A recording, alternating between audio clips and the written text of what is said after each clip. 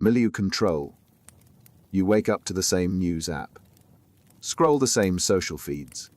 Talk to the same circle who share the same articles, repeat the same talking points. It feels natural. But here's what you don't notice: that the boundary around your world is shrinking.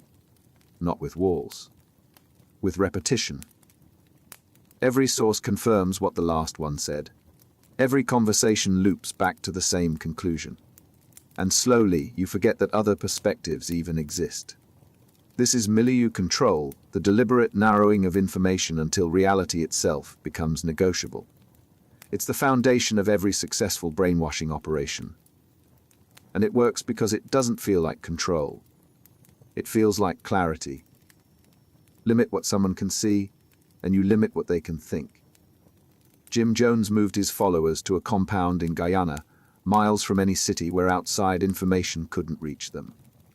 North Korean citizens grow up where foreign media is a crime. But you don't need barbed wire.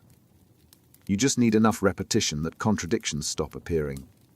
Social media algorithms feed you content based on what you've already engaged with.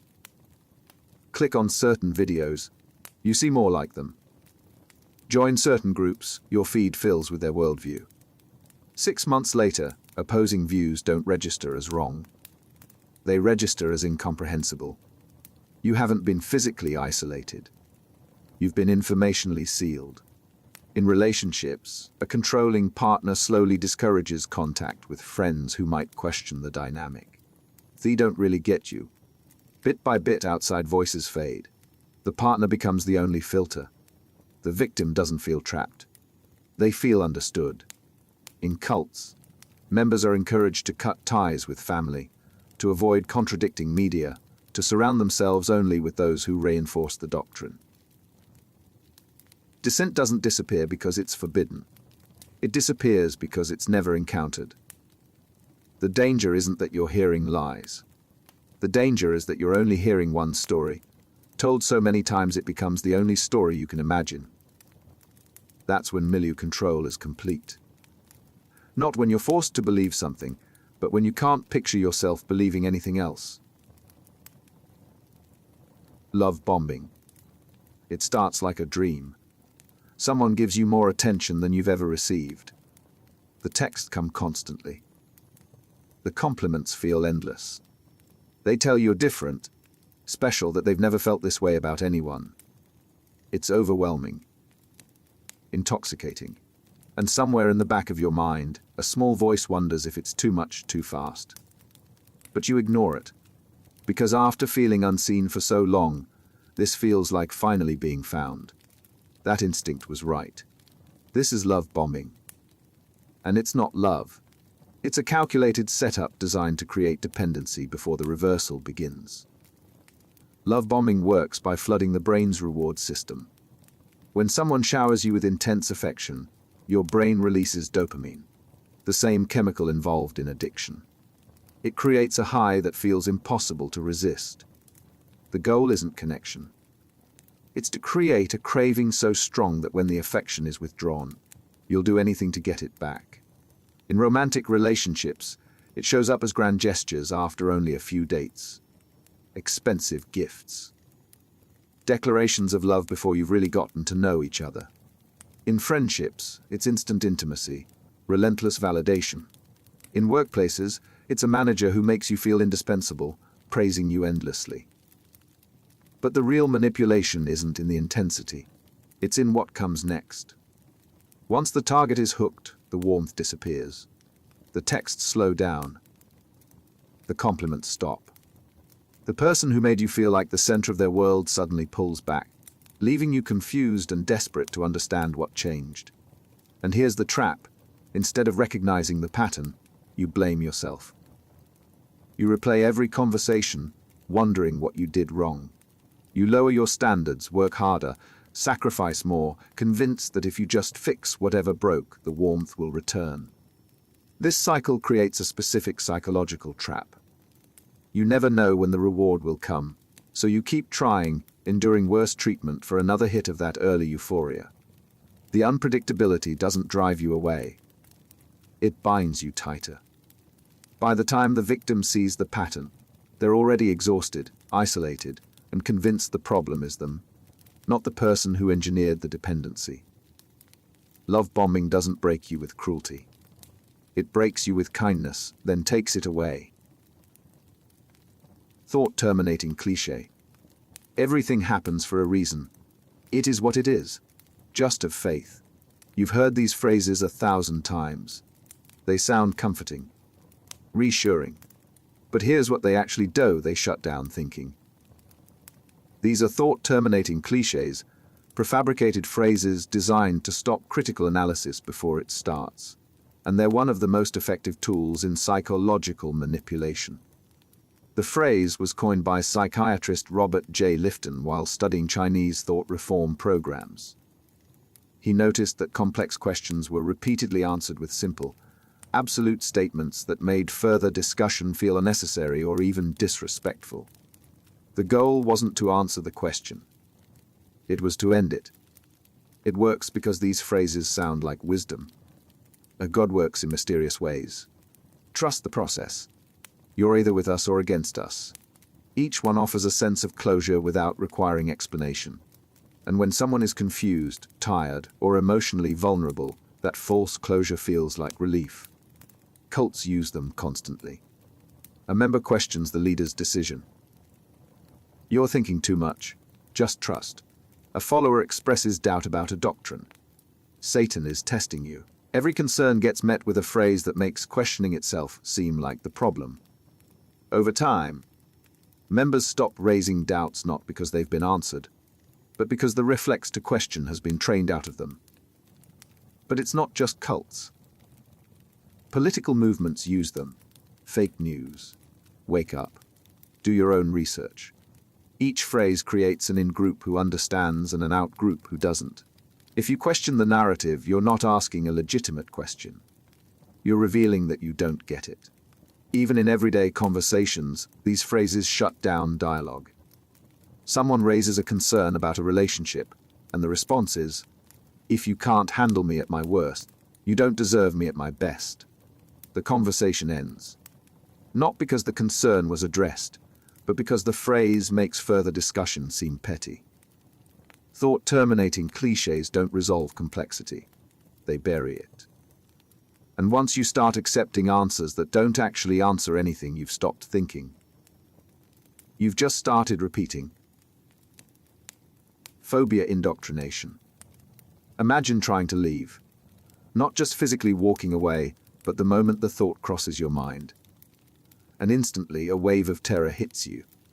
Not rational concern, pure visceral dread. The idea of life outside feels like standing at the edge of a cliff, staring into nothing. This is phobia indoctrination, the systematic implantation of irrational fears designed to make leaving psychologically impossible. It's not about convincing someone to stay. It's about making the thought of leaving unbearable. The mechanism is precise. First, the group defines the outside world as dangerous, corrupt, or doomed. Not just different. Actively hostile.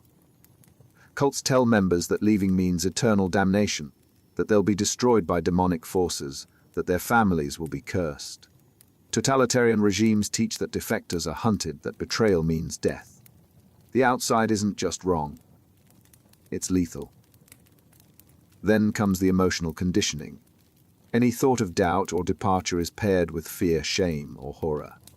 In Scientology, members are told that leaving means losing their spiritual progress and being declared a suppressive person, cut off from everyone they know inside the group.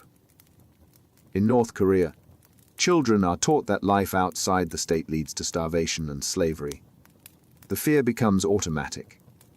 What makes it so effective is that the fear isn't tied to logic.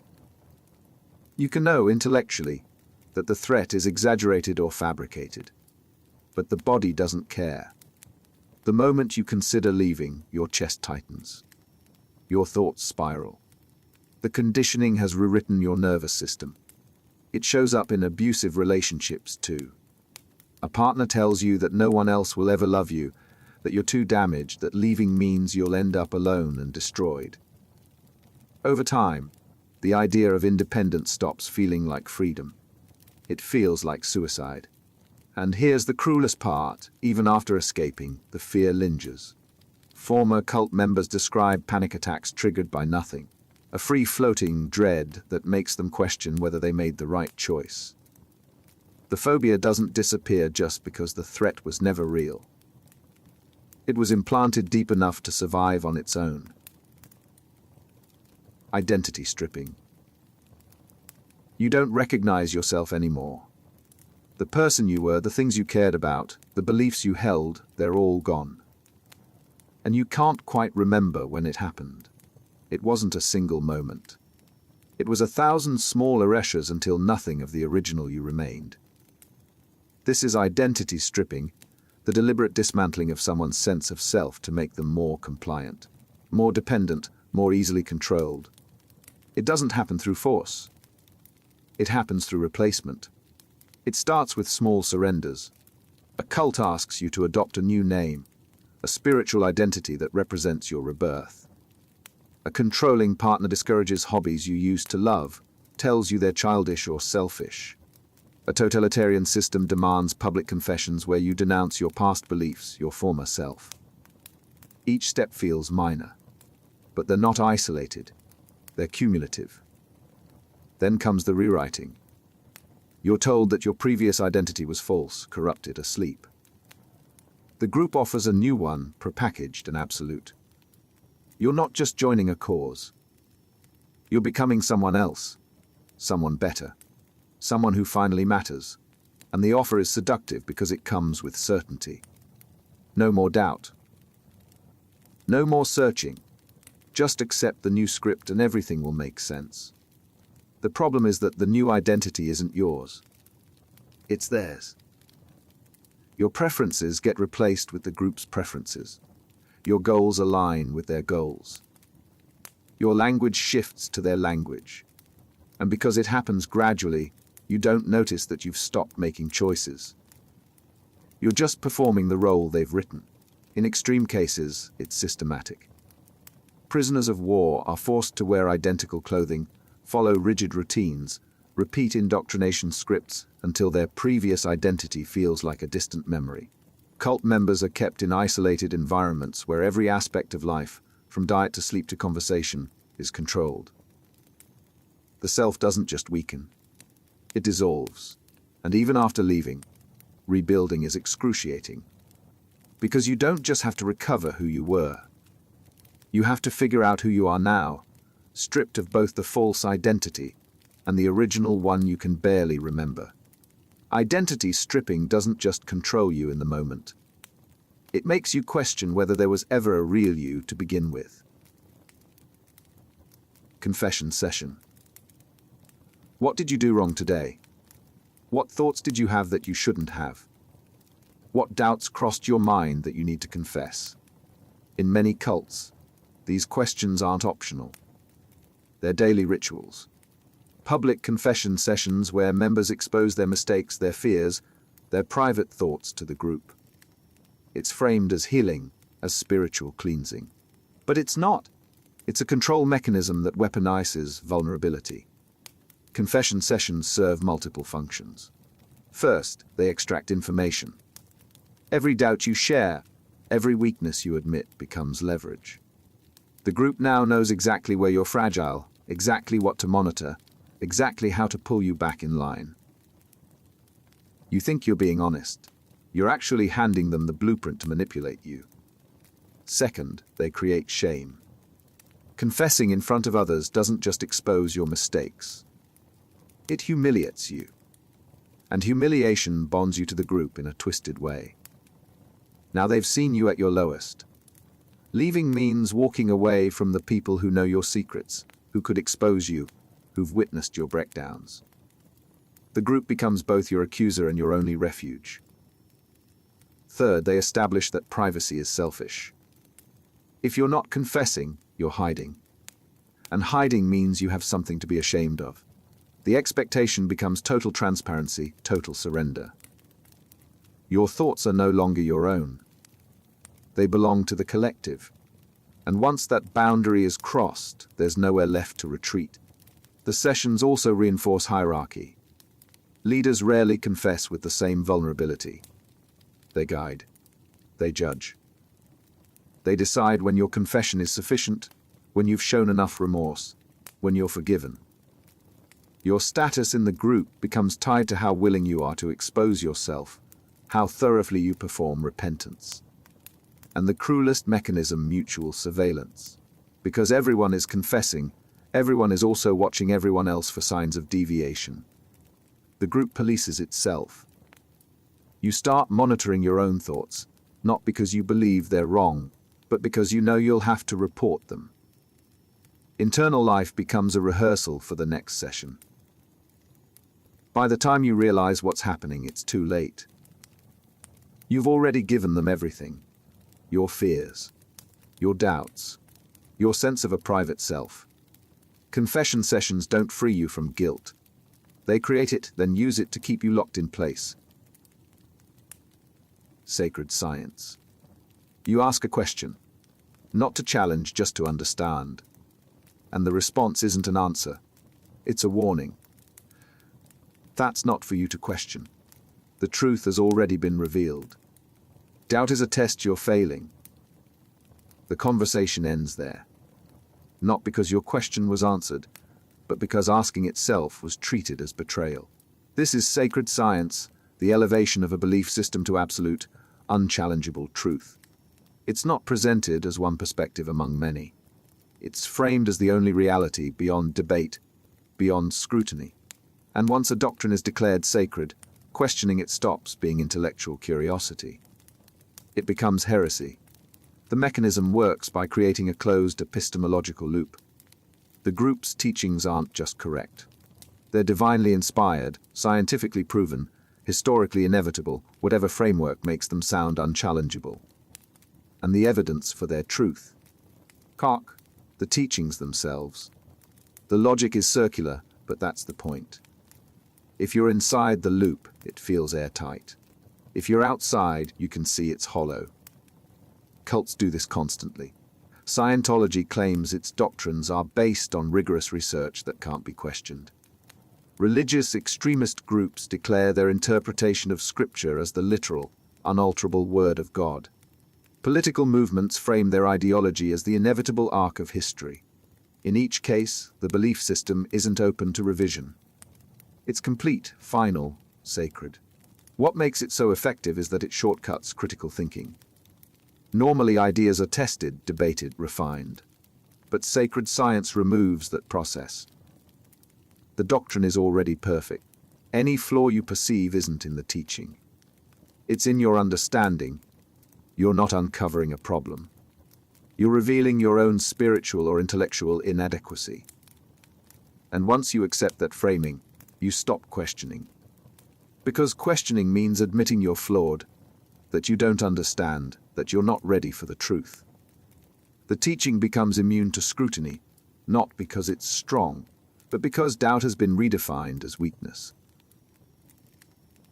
Dispensing of existence. They don't just disagree with you. They erase you. One day you're part of the group. The next you're not just gone. You're unpersoned.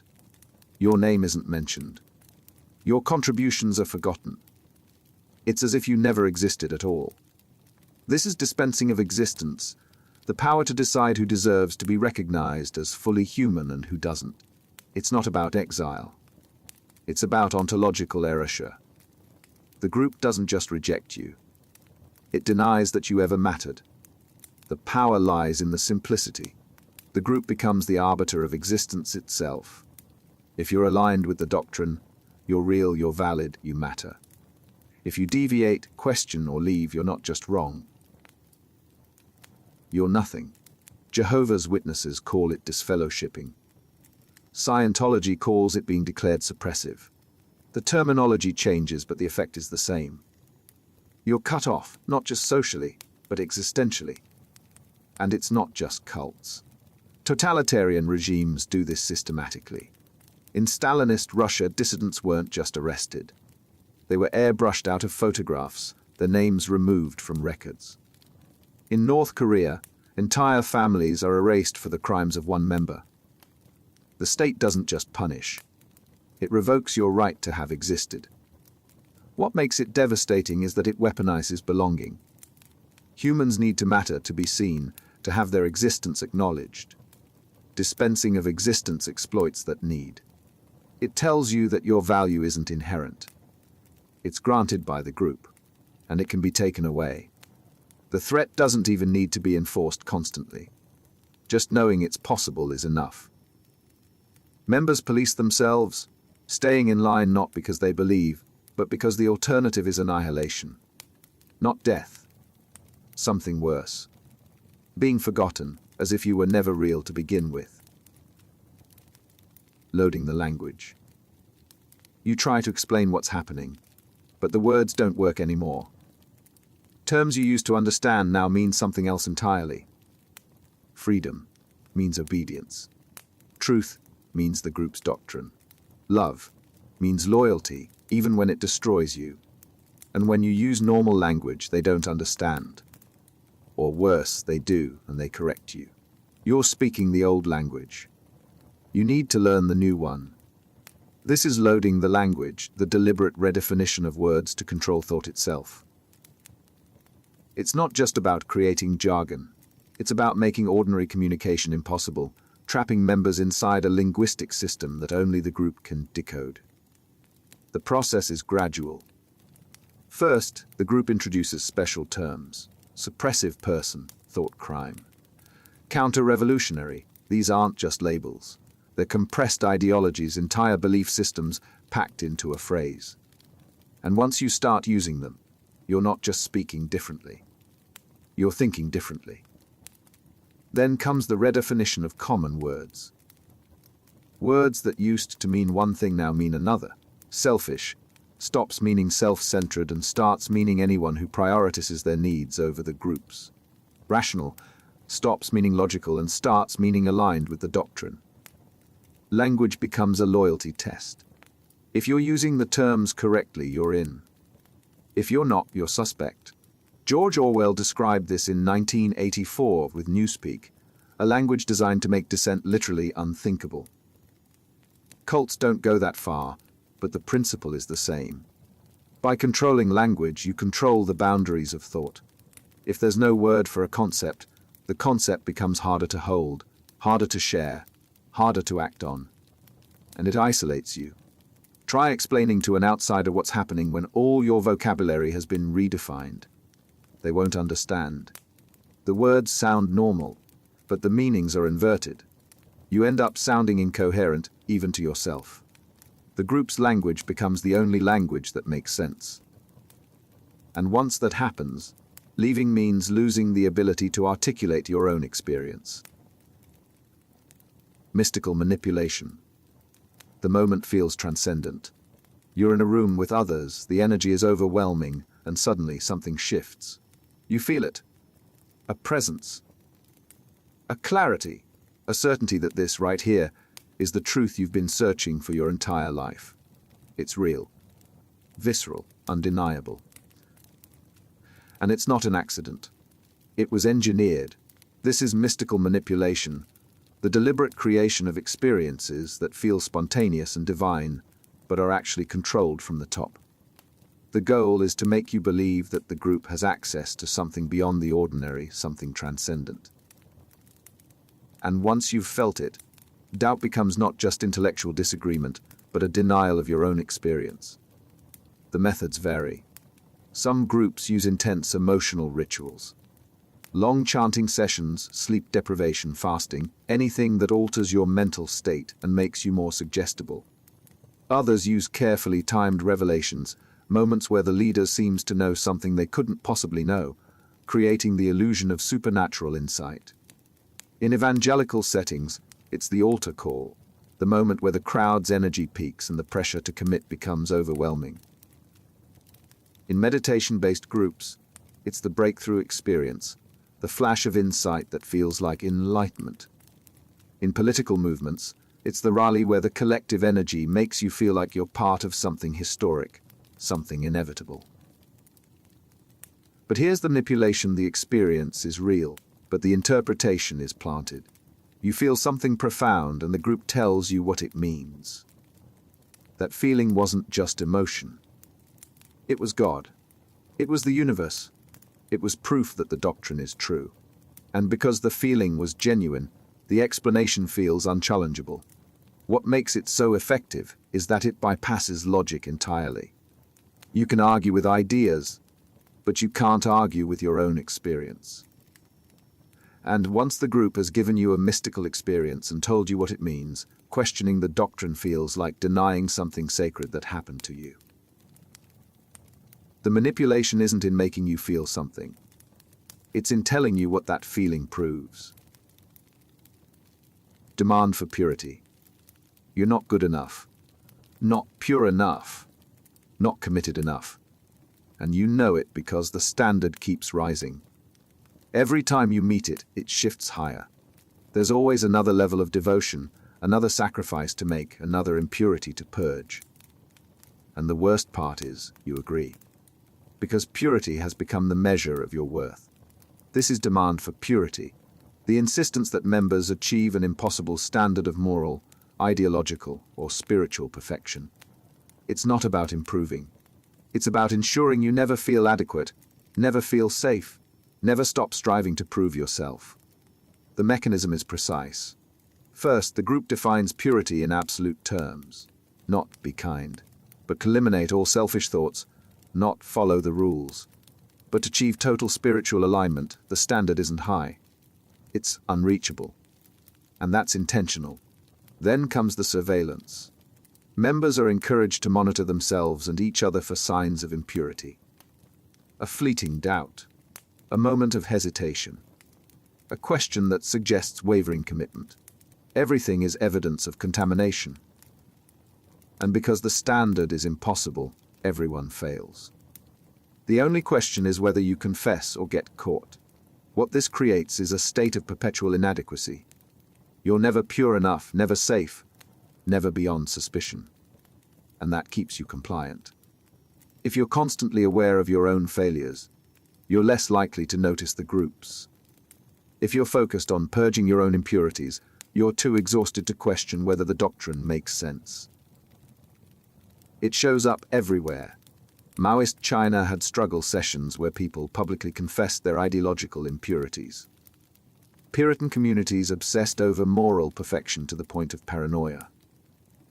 Modern wellness cultures demand not just health but optimization, not just self-care but total transformation. And the cruelest part, the harder you try, the more trapped you become. Because striving for purity means accepting the group's framework. You're not questioning whether the standard is reasonable. You're just trying harder to meet it, and every failure reinforces the lesson that you need the group more, not less. Doctrine over person. She needed medical care. But the group said prayer was enough. He wanted to leave and start over. But the doctrine said loyalty meant staying. They had dreams, plans, a sense of who they were. And all of it was sacrificed because the teaching mattered more than the person. This is doctrine over person, the subordination of individual needs, identity, and well-being to the demands of the belief system. It's not framed as cruelty. It's framed as transcendence. Your suffering doesn't matter. The truth does. The pattern is always the same. Whenever personal need conflicts with ideology, ideology wins. A member's health is less important than doctrinal purity. A child's education is less important than the group's mission. Relationships, careers, mental stability, all of it becomes expendable if it interferes with the teaching. Jehovah's Witnesses prohibit blood transfusions, even in life-threatening situations. The doctrine is absolute. If you die faithful. Christian Science discourages medical treatment in favor of prayer. Scientology isolates members from family who question the organization. In each case, the pattern is identical. The doctrine comes first. The person comes second. And it's not just religious groups. Political ideologies do this too. Stalinist purges demanded absolute loyalty to the party, even if it meant betraying family. Maoist re-education camps forced individuals to abandon personal identity in favor of collective ideology. The doctrine wasn't negotiable. People were. What makes it so insidious is that it's presented as noble. You're not being harmed. You're transcending selfishness. Your suffering is a test, a purification, a necessary sacrifice for something greater. And if you resist, you're not protecting yourself. You're revealing that you were never truly committed. The result is a system where people are disposable but ideas are sacred. And once you've accepted that framing, there's no limit to what can be asked of you. Because your life, your health, your happiness, none of it matters as much as staying aligned with the doctrine. Charismatic authority. The leader doesn't just teach, they embody the truth. Their presence feels different. When they speak, it's not an opinion. It's revelation. And the followers don't just listen. They surrender. This is charismatic authority, power derived not from position or law but from the perception that the leader possesses extraordinary insight, divine connection, or superhuman understanding. It's not about credentials. It's about presence. And once that perception takes hold, ordinary rules stop applying. Max Weber identified 3 types of authority: traditional, legal, rational, and charismatic. Traditional authority relies on custom. Legal, rational authority relies on systems. Charismatic authority relies on belief in the leader's exceptional qualities. And unlike the other 2, it doesn't need institutions to function. It operates on faith. What makes it so powerful is that it's self-reinforcing. The leader's authority comes from the perception that they're special. And every success, every correct prediction, every moment of apparent insight reinforces that perception. When things go well, it's proof of their vision. When things go badly, it's a test of faith. The leader can't lose. Cults depend on this. Jim Jones wasn't just a preacher. He was presented as a healer, a prophet, someone who could see beyond normal human limitations. David Koresh claimed direct communication with God. Marshall Applewhite convinced his followers he was an extraterrestrial being preparing them for ascension. The specific narrative changes, but the structure is identical.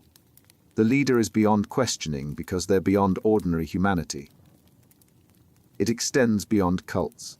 Political movements elevate leaders to near-mythic status. Businesses create founder cults where the CEO's vision is treated as infallible. Social movements build around charismatic figures whose words are quoted like scripture. And in each case, the effect is the same. Disagreeing with the leader stops being a difference of opinion. It becomes a failure to understand, a lack of faith, a sign that you're not enlightened enough to see what they see. The danger is that charismatic authority bypasses accountability. Traditional authority can be challenged by questioning tradition. Legal, rational authority can be challenged by questioning the law. But charismatic authority can't be challenged at all. Because it's based on belief, not evidence. And once you've accepted that the leader is exceptional, you've accepted that their judgment supersedes yours. The only option left is obedience. Future faking. The promises are intoxicating. Stay with us, and everything you've ever wanted will be yours. Spiritual enlightenment. Financial freedom. True belonging. It's all just ahead. Just keep believing. Keep working. Keep sacrificing. The future you've been promised is coming. Except it's not. Because it was never real to begin with. This is future faking, the strategic use of elaborate promises about a future that will never arrive to keep someone engaged, compliant, and hopeful despite present suffering. It's not about lying once. It's about building an entire relationship on a future that exists only as manipulation.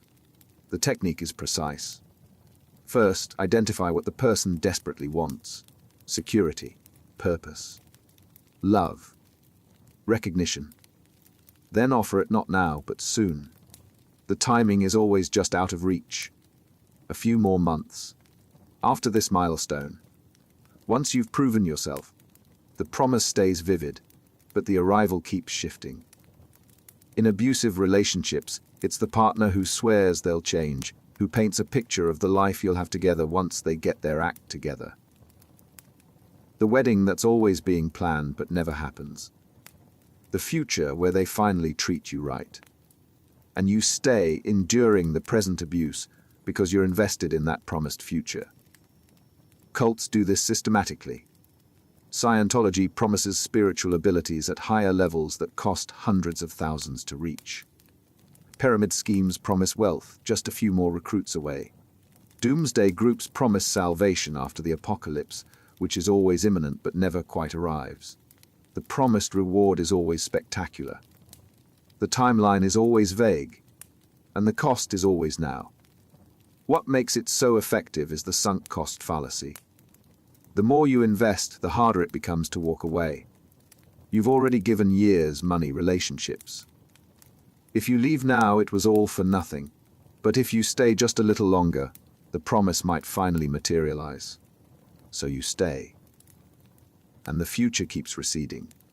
And even when the promises provably fail, the system adapts. The apocalypse doesn't come. The date was symbolic, a test of faith. The business doesn't make you rich. You didn't work hard enough. The relationship doesn't improve. You're not being patient enough. The failure is never in the promise. It's always in you.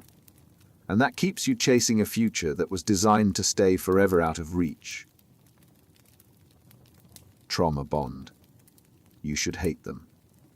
They've hurt you, manipulated you, broken you down. And part of you does. But another part can't let go, because mixed in with the pain are moments of tenderness, flashes of the person you fell for, glimpses of what you thought this was. And those moments, as they are, feel more powerful than all the harm. This is trauma bonding, the psychological attachment that forms between abuser and victim through cycles of abuse, devaluation, and intermittent reinforcement. It's not love. It's a survival response mistaken for connection. The pattern is predictable. First comes intensity. Love bombing, grand gestures, overwhelming attention. The victim feels seen, valued, special. Then comes devaluation, criticism, coldness, withdrawal. The warmth disappears and the victim is left scrambling to understand what changed. Then, just when they're about to break, the abuser returns. Apologies, affection. A glimpse of the initial intensity, and the cycle repeats. What this creates is a state of intermittent reinforcement, the most addictive reward schedule known to psychology. Constant affection becomes boring. Constant abuse drives people away. But unpredictable affection, moments of warmth embedded in a landscape of cruelty, creates desperate attachment. The victim isn't staying for the abuse. They're staying for those rare moments when it stops. It happens in hostage situations. Stockholm Syndrome, where captives develop attachment to their captors, is a trauma bond. The captor controls everything, including moments of mercy. And those moments against a backdrop of terror feel like kindness. The victim's brain, desperate for safety, latches onto any sign of humanity from the person who holds their life. Cults use this deliberately. Cycles of punishment and reward, public shaming followed by private reassurance, keep members bonded to the group and especially to the leader. You're torn down in front of everyone, then lifted up in private. The leader becomes both the source of your pain and the only relief from it. And that dual role creates dependency that feels unbreakable. Trauma bonds are physiological. The stress and relief cycle floods the brain with cortisol and oxytocin, creating a neurochemical attachment that mimics love. By the time the victim realizes what's happening, the bond feels stronger than reason. Leaving doesn't just mean walking away from the relationship. It means severing what the body has learned to experience as a lifeline. Splitting. There's no middle ground. People are either entirely good or entirely evil. Situations are either perfect or catastrophic. You're either with us or against us, and the shift between the two is instantaneous. One moment you're praised, the next you're condemned. Not because your actions changed, because the framing did. This is splitting, a defense mechanism that divides the world into absolute categories of good and bad, with no room for nuance, complexity, or change. It's not just black and white thinking. It's the weaponization of that thinking to control perception and maintain rigid hierarchies. Psychologically, splitting originates as a coping mechanism. Young children can't hold contradictory ideas about the same person. Mum is good when she comforts, bad when she says no. Over time, most people develop the capacity to integrate. Mum can be loving and frustrating simultaneously. She's complex, not binary. But in high-control environments, splitting never integrates. It's deliberately maintained. The group is pure. The outside world is corrupt. The leader is infallible. Critics are enemies. There's no spectrum. Just two camps, and the boundary between them is absolute. This serves multiple functions. First, it simplifies decision-making. If everything outside the group is evil, leaving isn't a choice. It's self-destruction. If everyone inside is good, questioning them isn't critical thinking. It's betrayal. The binary makes every decision obvious. Second, it prevents empathy for outsiders. If former members aren't just people who left but traitors who chose evil, you can't sympathize with them. If critics aren't raising legitimate concerns but attacking the truth, you don't need to listen. Splitting draws a line that makes compassion across it impossible. Third, it's unstable, and that instability is useful. Because the categories are absolute, people can shift between them instantly. A loyal member who questions the leader doesn't become slightly suspect. They flip from ally to enemy. And that threat that anyone can fall from grace in a moment keeps everyone terrified of being reclassified. The cruelty is that splitting doesn't just distort how you see others. It distorts how you see yourself. If you make a mistake, you're not someone who erred. You're bad. If you doubt, you're not human. You're corrupted. And the only way to become good again is total submission. The binary thinking that was supposed to simplify the world ends up trapping you in an impossible standard where one wrong thought can reclassify you from saved to damned. Double bind. You can't win. If you do what they say, you're compliant, proving you were never independent. If you resist, you're defiant, proving you need more control. Stay silent. You're hiding something. Speak up, you're being defensive. Every option is wrong. Every choice confirms their narrative. And the harder you try to escape, the deeper you're trapped. This is the double bind, a situation where every available response is punished, making it impossible to act without confirming the manipulator's frame. It's not about giving bad options. It's about constructing a reality where no option is allowed. The term was coined by anthropologist Gregory Bateson while studying schizophrenia. He observed that some patients were raised in environments where they received contradictory messages with no way to resolve them. A mother says she loves her child, but recoils when the child approaches. The child is punished for seeking affection and punished for not seeking it. Caught between contradictory demands with no escape, the mind fractures. Cults use this strategically. Members are told to think for themselves, but punished for independent thought. They're encouraged to question, but forbidden from doubting the doctrine. They're told they have free will while being monitored and corrected constantly. The contradictions aren't accidental. They're designed to create paralysis. In abusive relationships, it's the partner who demands honesty but rages when you tell the truth, who insists you be yourself but criticizes everything you do, who wants you close but punishes intimacy. The rules aren't just unclear, they're impossible. And that impossibility keeps the victim off balance, constantly trying to guess the right response, never succeeding. What makes it so devastating is that it removes agency without looking like force. You're technically free to choose, but every choice leads to punishment. So you freeze. Stop making decisions. Stop trusting your judgment. And in that paralysis, the manipulator steps in, not as a tyrant, but as a guide. They're not controlling you. They're rescuing you from your own inability to navigate the impossible situation they created. The double bind isn't resolved by finding the right answer. There is no right answer.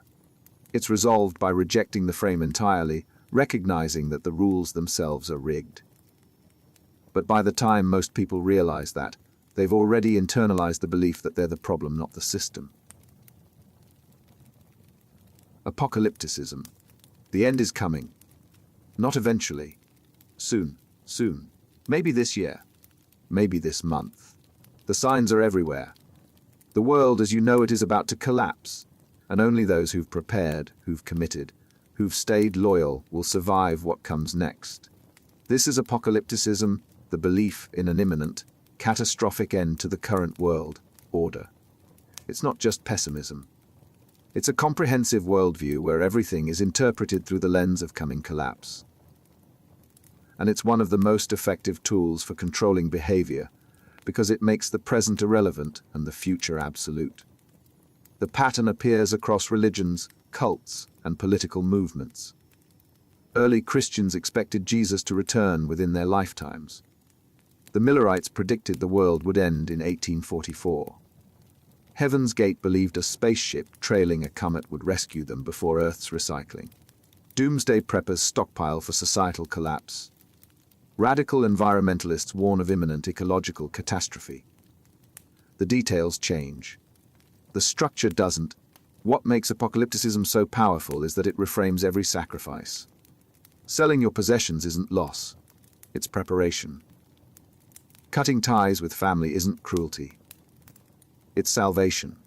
Enduring abuse isn't suffering. It's a test before the reward. Because if the end is truly near, nothing in the present matters except securing your place in what comes after. It also creates urgency. You can't wait. You can't think it over. The clock is always running, and that urgency short-circuits doubt. If you had years to decide, you might research, question, compare options. But if you have weeks, maybe days, hesitation feels like suicide. The pressure to commit becomes overwhelming. And here's the strangest part: when the prophecy fails, it often strengthens belief rather than breaking it. The Millerites didn't disband when 1844 passed. They reinterpreted the prophecy. Heaven's Gate members who survived explained the dead had transcended. Modern doomsday predictors reset the date and keep going. Because by the time the deadline arrives, followers are so invested that admitting they were wrong feels impossible. So they adjust the narrative and keep believing. Apocalypticism doesn't need the apocalypse to work. It just needs the belief that it's coming. And that belief, constantly reinforced, constantly delayed, keeps people in a state of perpetual crisis where normal rules don't apply and extreme demands feel justified. Groupthink. Everyone agrees. The decision is unanimous. No one raises concerns. Not because the plan is flawless, but because dissent has become unthinkable. The room is full of intelligent people who all see the same problems, and none of them speak. They stay silent, not out of cowardice, but because the group's cohesion feels more important than being right. This is groupthink, the psychological phenomenon where the desire for harmony overrides critical evaluation. It's not stupidity. It's a rational response to social pressure that produces irrational outcomes. The term was coined by psychologist Irving Janis after studying foreign policy disasters. The Bay of Pigs invasion. The escalation in Vietnam. Decisions made by brilliant people that, in hindsight, seemed obviously flawed. Janis identified a pattern. In each case, the group prioritized consensus over accuracy. Disagreement was seen as disloyalty. Doubt was treated as weakness. And the result was catastrophic mistakes that no one challenged until it was too late. Groupthink operates through several mechanisms. First, illusion of invulnerability. The group starts believing it can't fail. Success breeds overconfidence, and overconfidence kills scrutiny. Second, collective rationalization. Warning signs are explained away. Problems are reframed as opportunities. The group talks itself into ignoring red flags. Third, belief in inherent morality. The group assumes its goals are righteous, so questioning the methods feels like betraying the mission. Fourth, stereotyping outsiders. Critics aren't offering legitimate concerns. They're ignorant, biased, or malicious. Fifth, self-censorship. Members suppress their doubts to avoid disrupting harmony. Sixth, illusion of anonymity. Silence is interpreted as agreement. If no one objects, everyone must be on board. Seventh, direct pressure on dissenters. Anyone who does speak up is quickly corrected, marginalized or shamed into conformity. Eighth, self-appointed mind guards. Certain members take it upon themselves to shield the group from dissenting information, filtering out anything that might challenge the consensus. The result is a group that's increasingly isolated from reality, increasingly confident in flawed decisions, and increasingly hostile to correction. It doesn't feel like manipulation. It feels like unity. And that's what makes it so dangerous. The tighter the group bonds, the blinder it becomes. Us versus them. There are two types of people. Us and them. We're enlightened. They're asleep. We see the truth. They're deceived. We're the future. They're the past. And the distance between the two isn't a disagreement. It's a chasm. An unbridgeable divide that makes cooperation impossible and empathy unnecessary. This is us versus them mentality, the psychological division of the world into an in-group deserving loyalty and an out-group deserving suspicion or hostility. It's not just preference, it's identity. And once that line is drawn, everything changes. Humans are wired for group identity. Evolutionary psychology suggests in-group preference helped early tribes survive. You trusted your people. You were wary of outsiders. That instinct made sense when resources were scarce and strangers were threats. But in modern contexts, it's weaponized. The us versus them boundary isn't drawn by survival. It's drawn by ideology, and it's drawn deliberately. Cults perfect this. Members are the chosen. Outsiders are lost, corrupted, dangerous. Family who question the group aren't concerned relatives. They're agents of a hostile force trying to pull you back into darkness. Friends who don't join aren't respecting your choices. They're revealing their spiritual inadequacy. The division isn't negotiable. You're either in or out, loyal or enemy. Political movements do it too. Not just fringe groups. Mainstream politics increasingly operates on tribal lines. The other side isn't wrong. They're evil. They're not mistaken. They're malicious. And once you've accepted that framing, compromise becomes betrayal. Listening to them becomes contamination. The only acceptable stance is total opposition. What makes this so effective is that it simplifies a complex world. You don't need to evaluate each situation on its merits. You just need to know which side someone is on.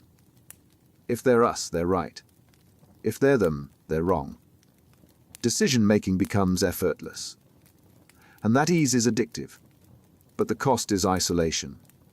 The more rigid the boundary, the smaller your world becomes. Eventually, you're only interacting with people who think exactly like you. And in that echo chamber, the group's beliefs, no matter how extreme, feel like common sense. The problem isn't that you've been manipulated into an us versus them worldview. It's that you can no longer imagine thinking any other way. Dehumanization. They're not people. Not really. They're threats, parasites, obstacles. The language shifts, and once it does, the rules change. Things you'd never do to a human being become acceptable when the target has been redefined as something less. This is dehumanization, the psychological process of stripping individuals or groups of their human qualities, making violence, exploitation, or neglect feel justified. It's not about hatred. It's about recategorization. And once that mental shift occurs, conscience stops functioning. The process follows predictable patterns. First, the target is animalized. They're vermin, cockroaches, animals. Second, they're mechanized. Cogs in a machine. Drones. Third, they're demonized. Evil incarnate. Monsters. Each metaphor distances them from humanity, making empathy not just difficult but inappropriate. History is full of examples. Nazi propaganda depicted Jews as rats. Rwandan genocidaires called Tutsis cockroaches. Slave owners in America framed enslaved Africans as property, not persons.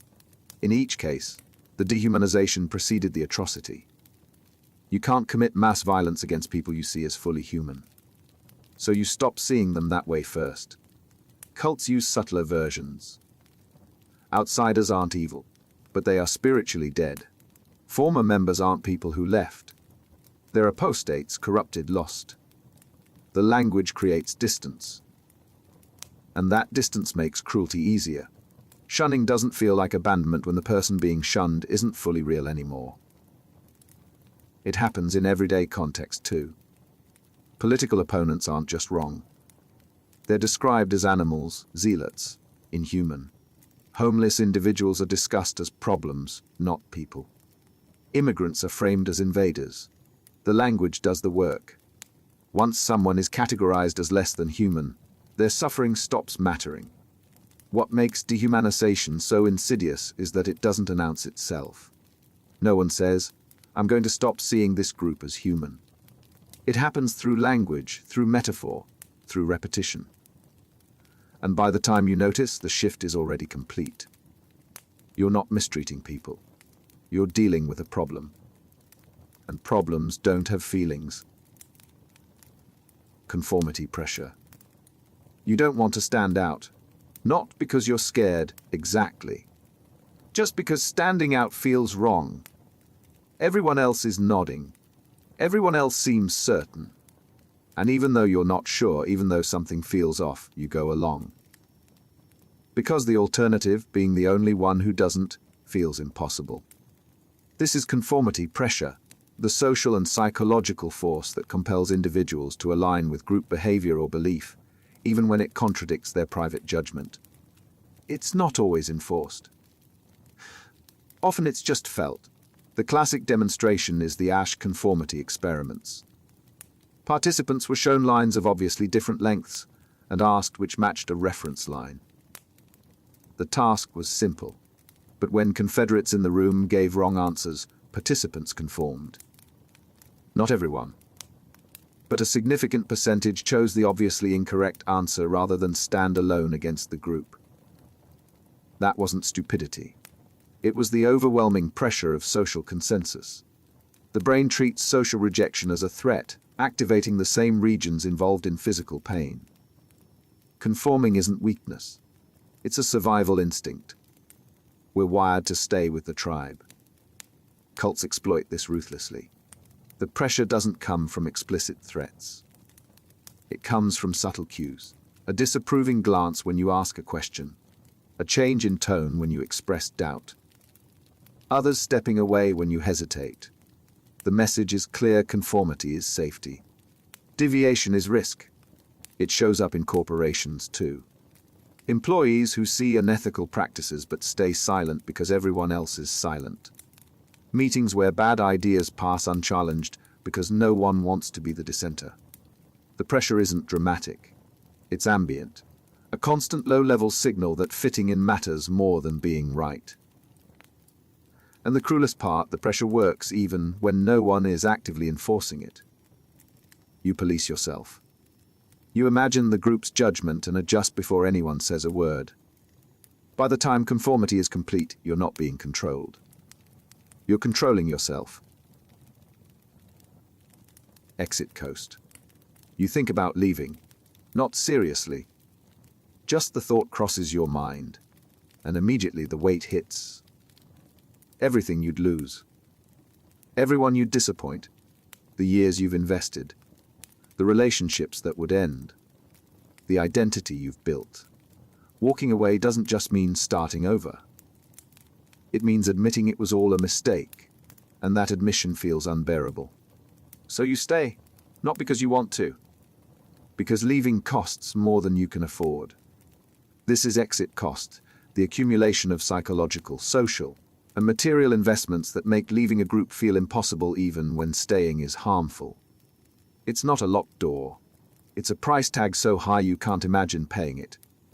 The costs are layered. First, sunk cost. You've already given years, money, effort. If you leave now, all of it was wasted.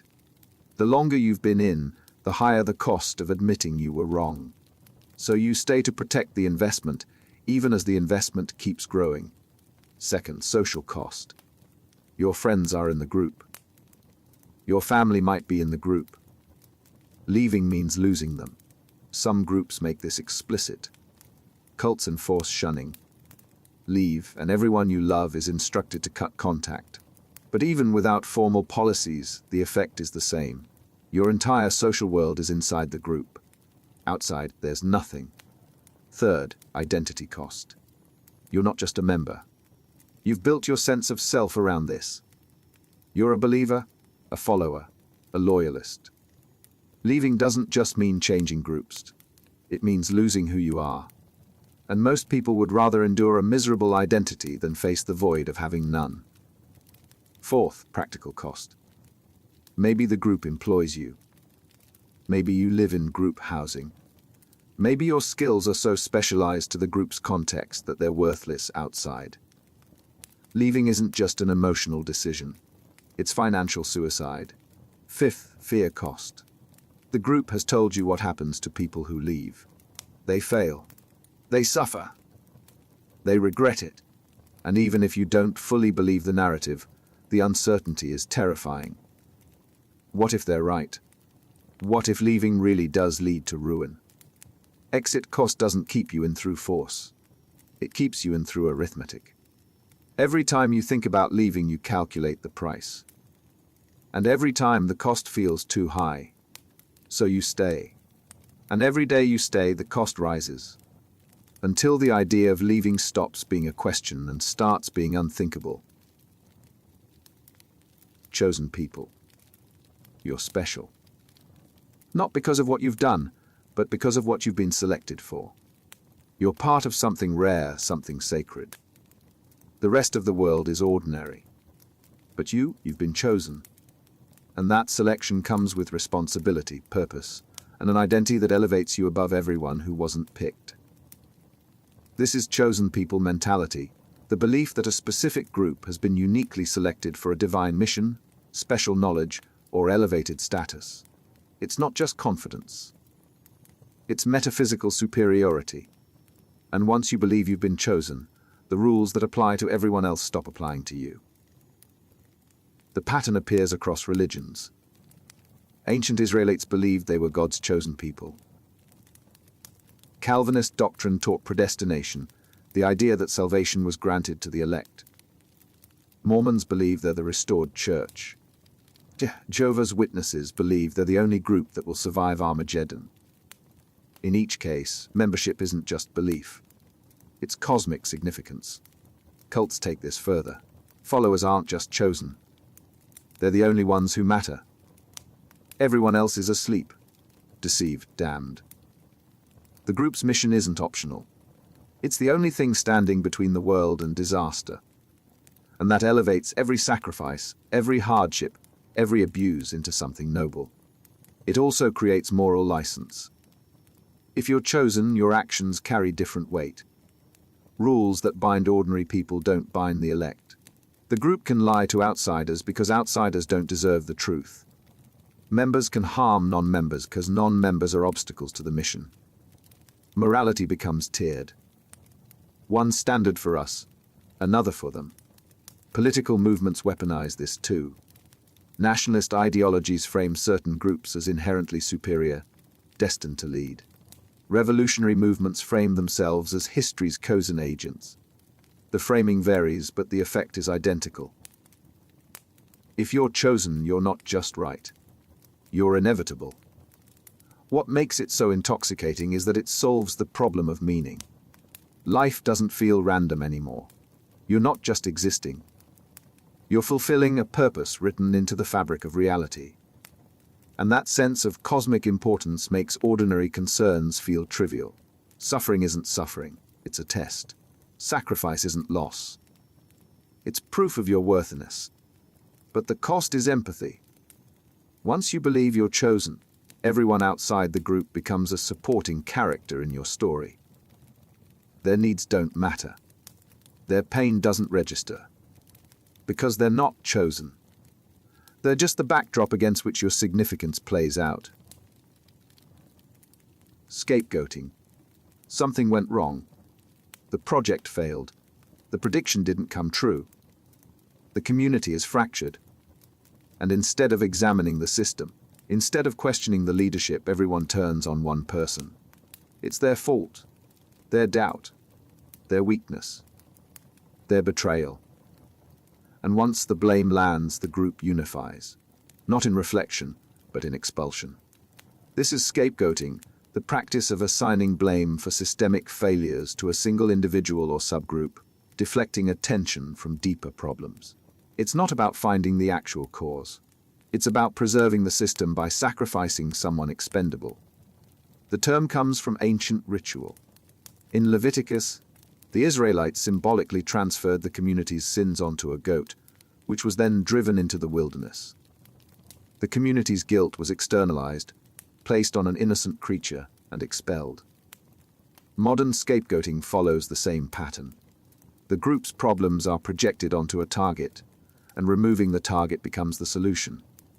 Cults perfect this. When prophecies fail, it's not the leader's fault. It's the members who lacked faith. When funds run out, it's not mismanagement. It's the member who wasn't tithing enough. When abuse comes to light, it's not the system. It's one bad actor who's swiftly removed, preserving the illusion that the group itself is pure. Political systems do it too. Economic collapse isn't blamed on policy. It's blamed on immigrants, minorities, elites, whoever is easiest to target. The scapegoat doesn't need to be guilty. They just need to be vulnerable. And once they're designated, the group rallies. Unity is restored, not through solving the problem, but through collective hostility toward a shared enemy. What makes scapegoating so effective is that it satisfies two needs simultaneously. First, it provides an explanation. Something went wrong and now we know why. Second, it provides catharsis. Anger has a target. Anxiety has a release. The group doesn't have to sit with ambiguity or self-examination. They just have to expel the scapegoat. And the cruelest part, the scapegoat often accepts the blame. By the time they're targeted, they've internalized the group's logic. They believe they failed. They apologize. They accept punishment. And that acceptance reinforces the narrative.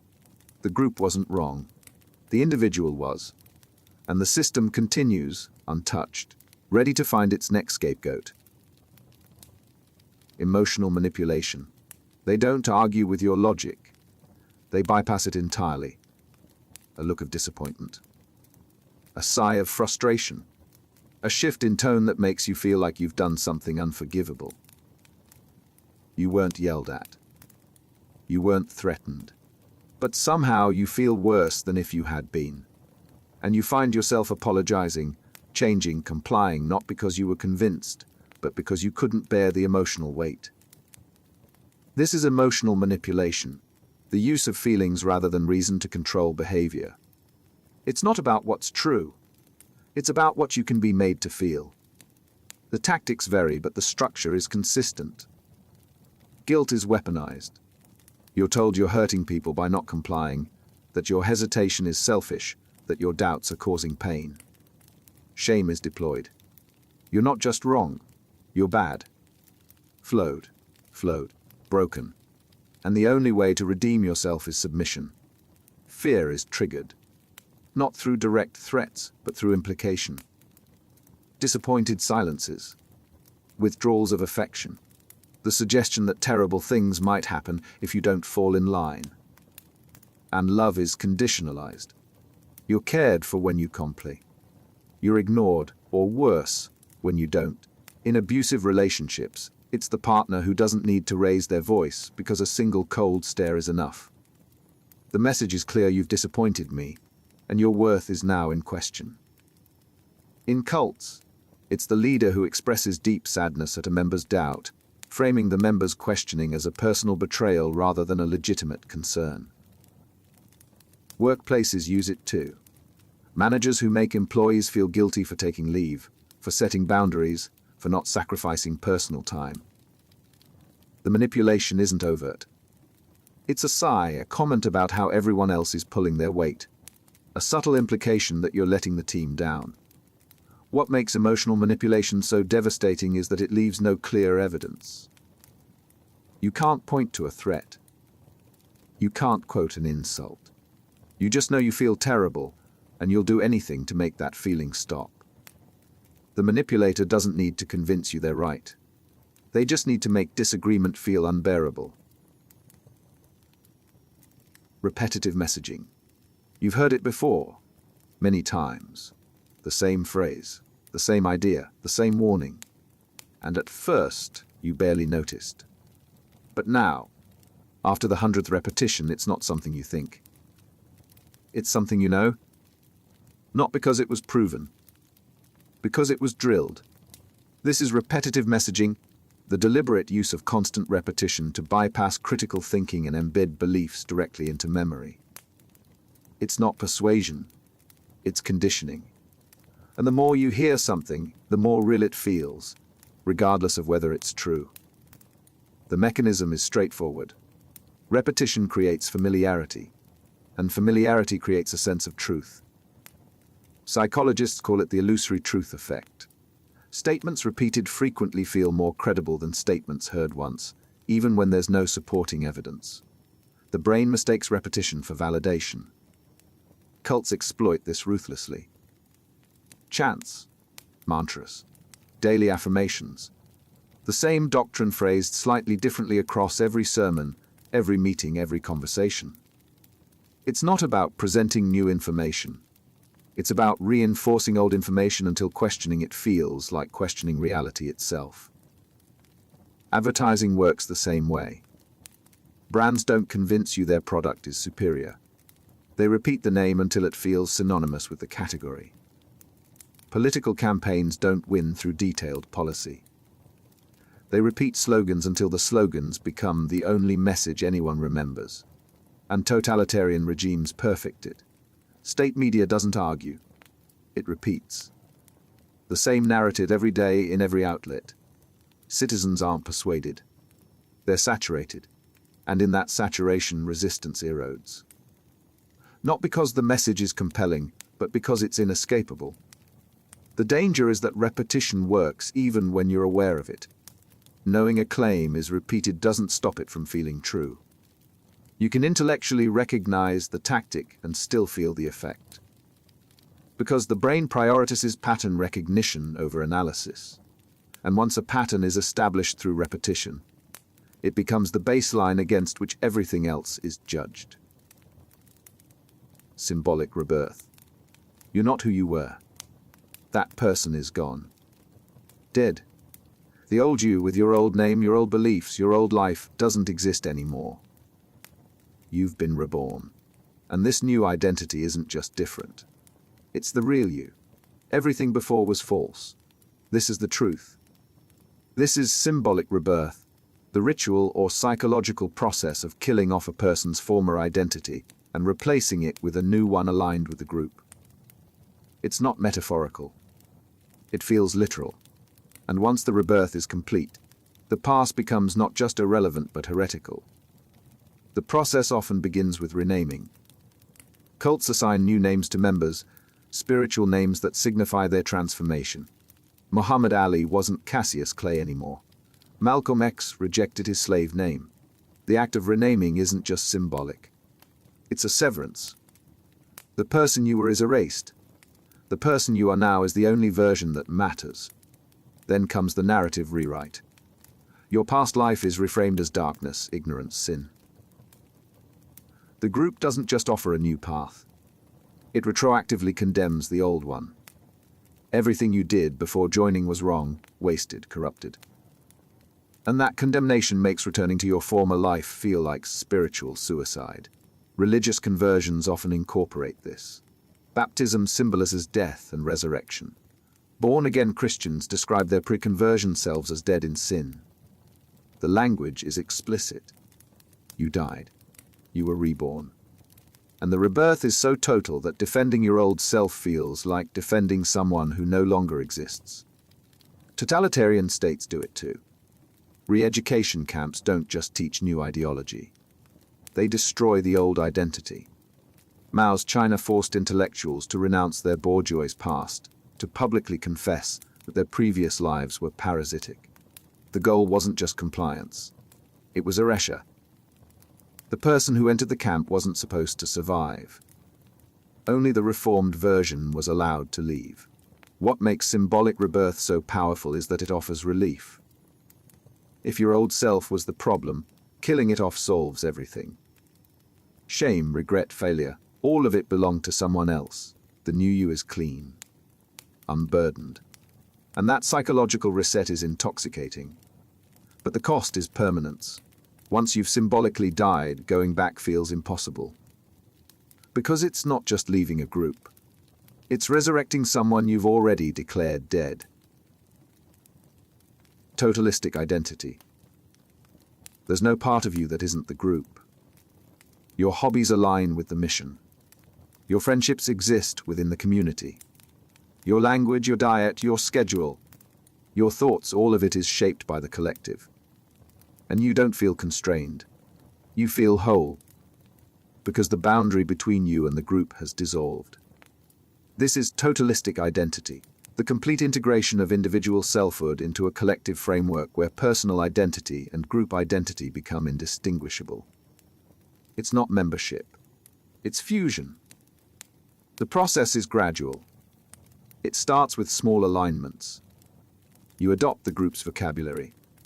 You adjust your schedule to match theirs. You dress like them, eat like them, think like them.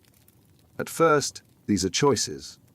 But over time, they stop being choices and start being who you are. Psychologists call this identity fusion. It's different from strong group loyalty. Loyalty means the group matters to you. Fusion means you are the group. An attack on the group feels like an attack on your body. Criticism of the doctrine feels like a personal assault. Because there's no separation anymore, cults engineer this deliberately. Total environments where every aspect of life is controlled, monitored, and aligned with the group's purpose. You wake up to group prayers. You work for group goals. You eat group meals. You sleep in group housing. Your entire existence is immersed. And in that immersion, individual boundaries erode. Military training uses similar techniques. Breaking down recruits, stripping away civilian identity, rebuilding them as soldiers. The goal isn't just obedience. It's transformation. You don't just join the military. You become a Marine, a soldier, an identity that supersedes your previous self. What makes totalistic identity so complete is that it solves the problem of meaning. Existential questions disappear. You're not searching for purpose. Your purpose is the group's purpose. You're not wrestling with who you are. You are the collective. And that certainty, that total resolution of ambiguity, feels like enlightenment. But the cost is autonomy. Once your identity is fully fused with the group, independent thought becomes not just difficult, but incomprehensible. Because thinking for yourself would mean thinking against yourself. The group's survival is your survival. Their mission is your mission. And anything that threatens them threatens the core of who you believe you are. Cognitive dissonance exploitation. You believe two things that can't both be true. The group preaches love, but you've witnessed cruelty. The leader claims honesty, but you've caught them lying. The doctrine promises freedom, but you feel trapped. And the contradiction sits in your mind, uncomfortable, unresolved. You can't ignore it. But you can't fix it either. So instead of confronting it, you adjust. Not the facts, your interpretation of them. This is cognitive dissonance exploitation, the deliberate creation and manipulation of psychological discomfort that arises when beliefs conflict with reality. The discomfort is real. But instead of resolving it by changing beliefs, manipulators guide victims to resolve it by distorting reality. Cognitive dissonance was identified by psychologist Leon Festinger. He studied a doomsday cult that predicted the world would end on a specific date. When the date passed and nothing happened, members didn't abandon the belief. They reinterpreted it. The prophecy was correct. Their faith had saved the world. The dissonance between prediction and reality was too painful to accept, so they adjusted the narrative. Cults exploit this constantly. They create situations where members are forced to do things that conflict with their values. A pacifist is told to shun a family member. A generous person is told to hoard resources for the group. The action conflicts with the self-concept. And that conflict is agonizing. But instead of concluding that the group is wrong, the member adjusts their self-concept. Maybe I'm not really a pacifist.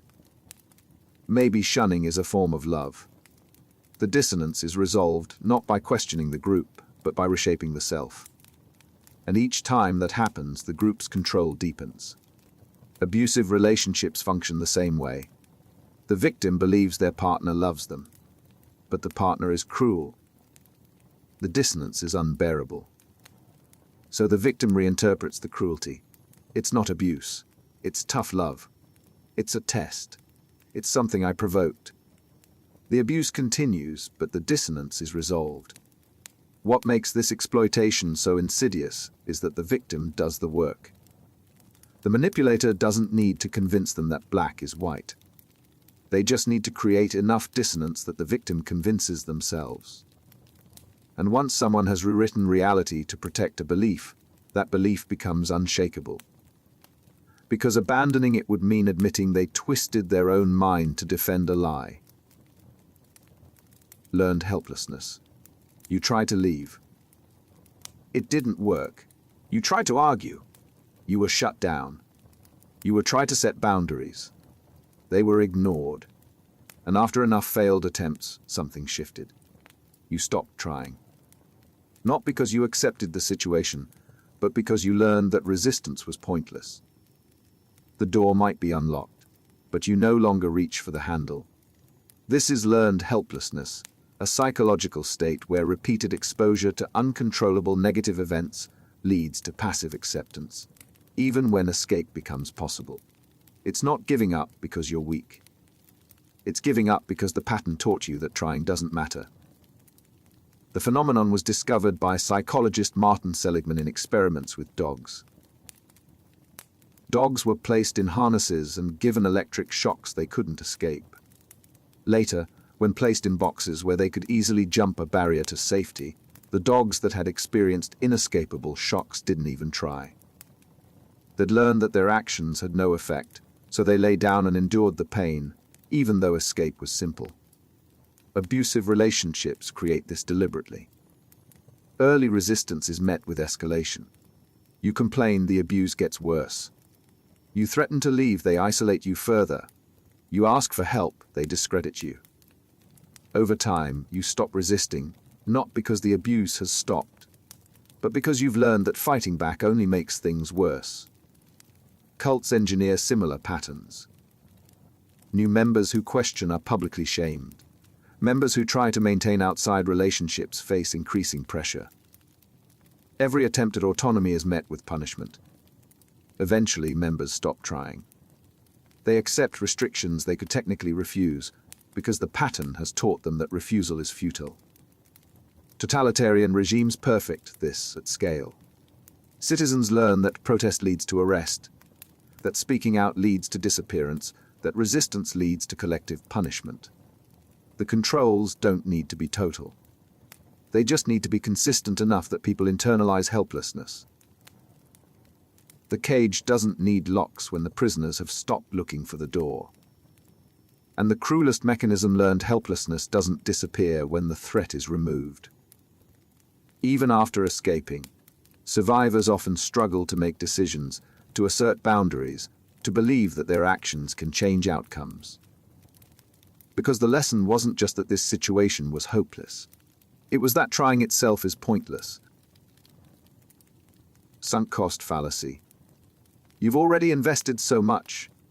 Years of your life. Money you'll never get back. Relationships you sacrificed. And now you're starting to see that it might have been a mistake. But walking away would mean admitting that all of it, every sacrifice, was for nothing. So you stay. Not because the future looks promising, but because the past feels too expensive to waste. This is the sunk cost fallacy, the irrational tendency to continue investing in something because of what's already been invested, even when continuing causes more harm than stopping. It's not about future benefit. It's about past loss. And that backwards-looking logic keeps people trapped in situations they know are destructive. The fallacy is called irrational because economically, sunk costs are irrelevant. Money already spent, time already lost, those are gone regardless of what you do next. The only rational question is, does continuing serve my future interests? But humans aren't rational calculators. We're loss-averse. And the idea of wasting what we've already invested feels unbearable. Cults exploit this ruthlessly. They don't ask for everything at once. They escalate gradually. First, it's attending meetings, then volunteering, then donating, then cutting back work to serve the group.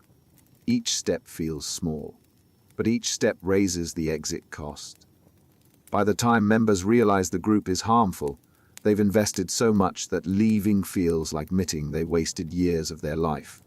It happens in relationships too. You've been together for a decade.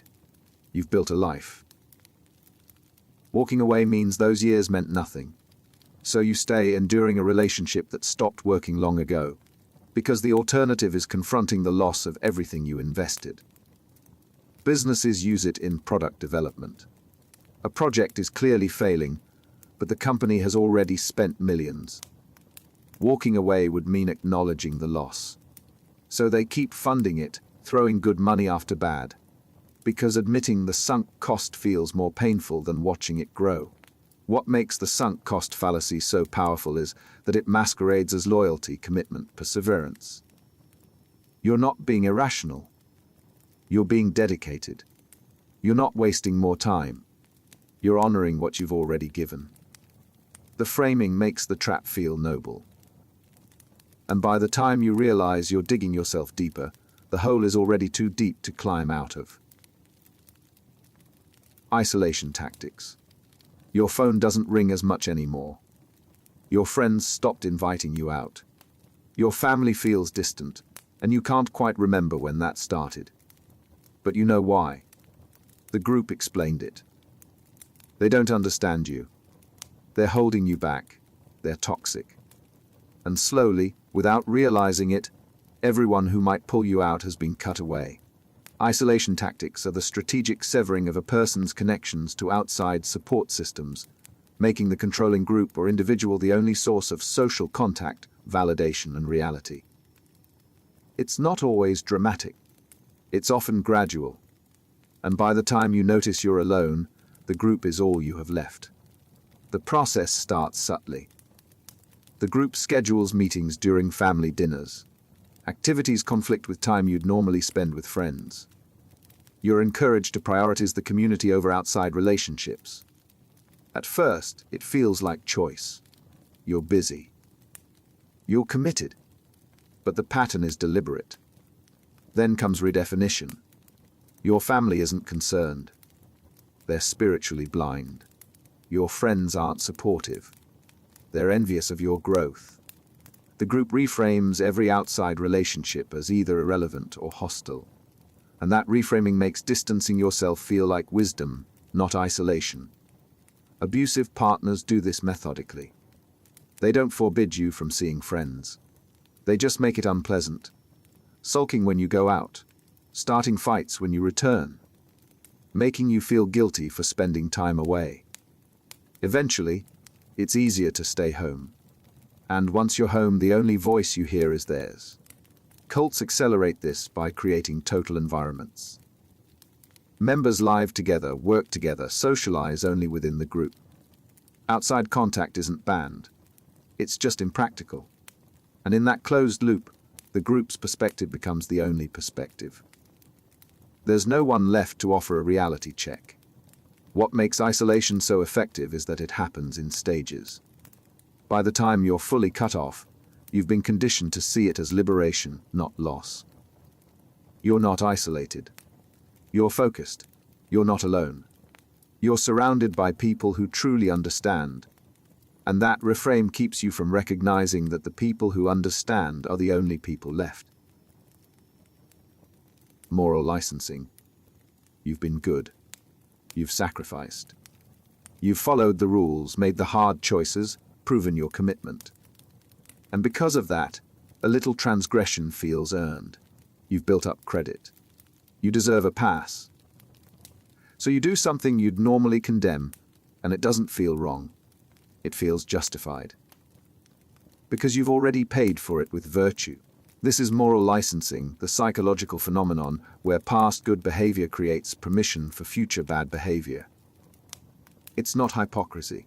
It's a mental accounting system where virtue becomes currency that can be spent on vice. Research demonstrates this consistently. People who donate to charity feel licensed to make less ethical choices afterward. Individuals who establish progressive credentials feel comfortable making prejudiced remarks. Deiters who exercise in the morning justify overeating at night. The good act doesn't cause the bad act. It removes the psychological barrier that would normally prevent it. Cults weaponize this. Members who've proven loyalty through sacrifice are granted permissions others don't have. Leaders who've dedicated their lives to the cause are excused for behavior that would get ordinary members expelled. The group frames it as earned privilege. You've suffered enough. You've given enough. Now the rules don't fully apply. It operates in relationships too. An abusive partner who occasionally shows kindness uses those moments as credit. After one good week, a month of cruelty feels permissible. The kindness isn't genuine care. It's a moral bank deposit that funds future harm. Political movements exhibit the same pattern. Activists who fight for justice feel licensed to be cruel to opponents. The righteousness of the cause excuses the methods. After all, they're on the right side. That moral standing becomes permission to dehumanize, to lie, to harm, because the ledger has already been balanced by their virtue. What makes moral licensing dangerous is that it inverts accountability. Instead of good behavior raising the standard, it lowers it. The more virtuous you've been, the more transgression you permit yourself. And in high-control groups, this creates a tiered system. Those who've sacrificed the most gain the most license. Leaders become untouchable not despite their power, but because their commitment supposedly earned them immunity. Social proof. Everyone else is doing it. Not just a few people. Everyone. And if that many people believe something, act a certain way, accept a specific reality, it must be right. Not because you've examined it critically, but because the sheer weight of consensus feels like validation. When everyone around you agrees, disagreeing stops feeling like independent thought. It feels like delusion. This is social proof, the psychological tendency to assume that behavior is correct when many others are performing it. It's not evidence. It's numbers. But numbers feel convincing, especially when you're uncertain. The mechanism is evolutionary. For most of human history, following the crowd was survival. If everyone ran, you ran. If everyone avoided certain food, you avoided it too. Questioning the group's behavior could get you killed. So humans developed a shortcut: when in doubt, do what others do. And that shortcut still operates, even when the crowd is wrong.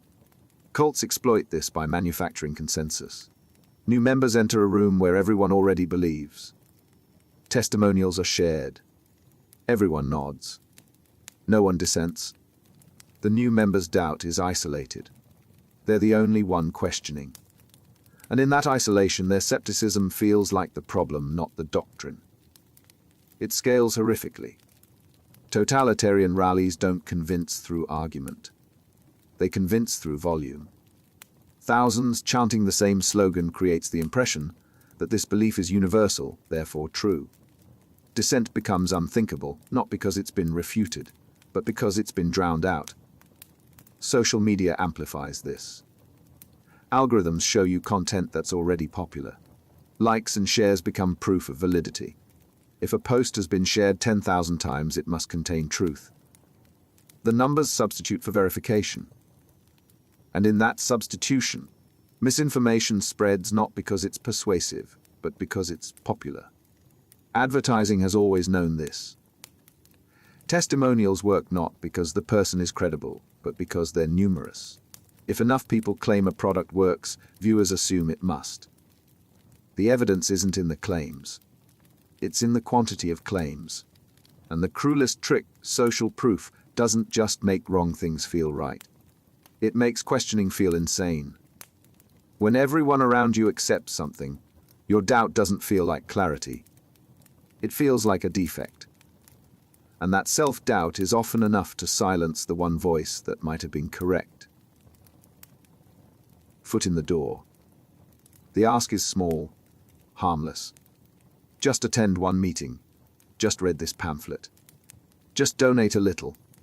And you agree because why not? It costs almost nothing. But that agreement isn't the end. It's the beginning. Because once you've said yes to something small, the next request comes. Slightly bigger. Still manageable. And you say yes again. Not because the request makes sense on its own, but because you've already started down the path. This is the foot in the door technique, a manipulation strategy where compliance with a small request increases the likelihood of compliance with a larger, related request. It's not about the first ask. It's about building momentum, and once that momentum starts, stopping feels inconsistent. The psychology is rooted in self-perception. When you agree to a small request, you form a self-concept. I'm someone who supports this. I'm someone who cares about this cause. And when the next request comes, refusing would contradict that self-concept. You've already identified as helpful, committed, aligned. Saying no now would mean admitting the initial yes was meaningless. Sales use this constantly. A salesperson doesn't ask you to buy immediately. They ask if you'd like more information. That's the foot in the door.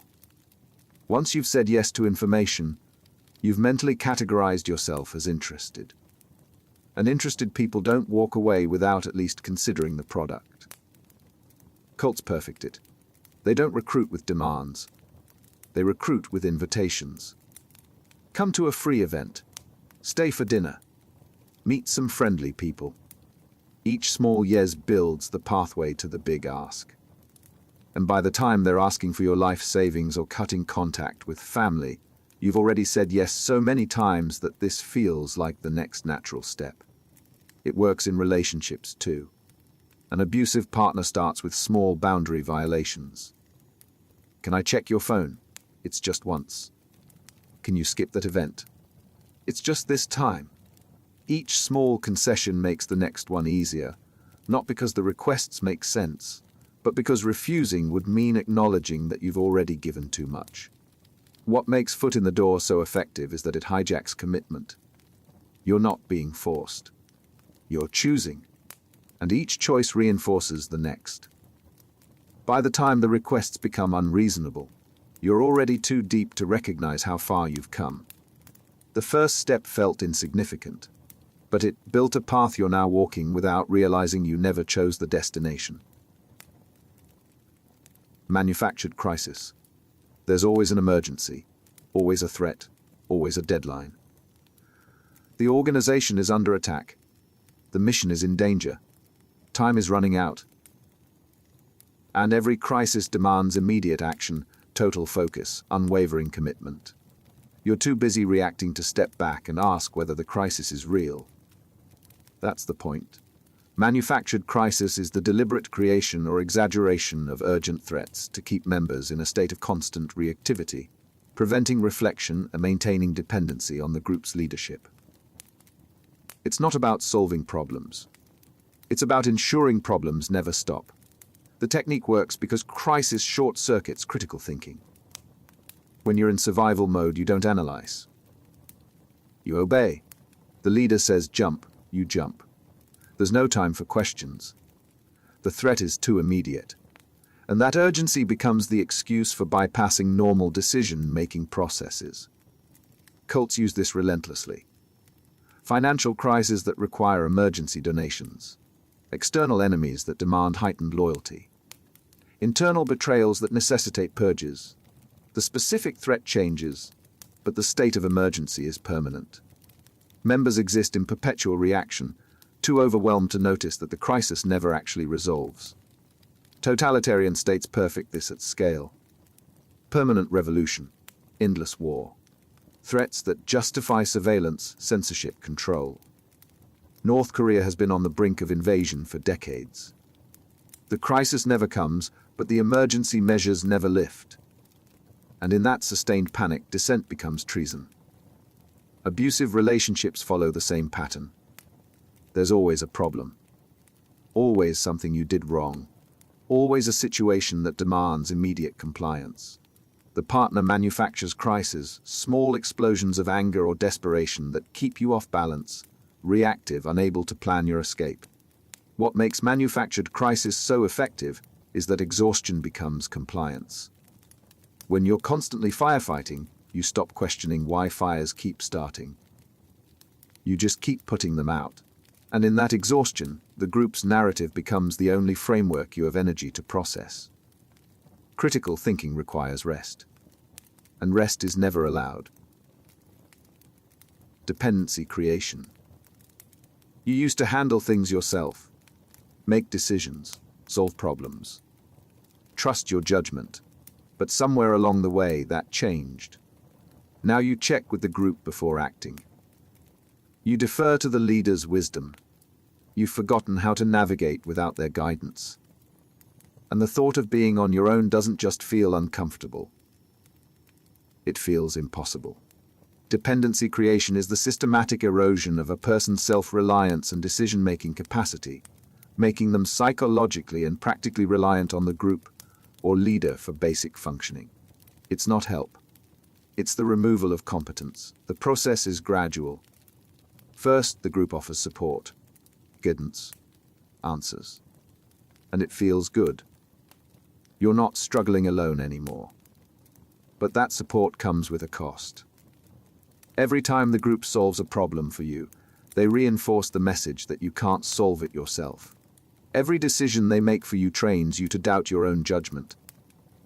Then comes the replacement. Your instincts are reframed as unreliable. Your thoughts are dismissed as corrupted. The only trustworthy source of truth is the leader, the doctrine, the collective. And as that belief takes hold, your capacity for independent thought atrophies. Not because you're incapable, but because you've been trained to defer. Abusive partners do this methodically. They handle all the finances, so you lose track of money management.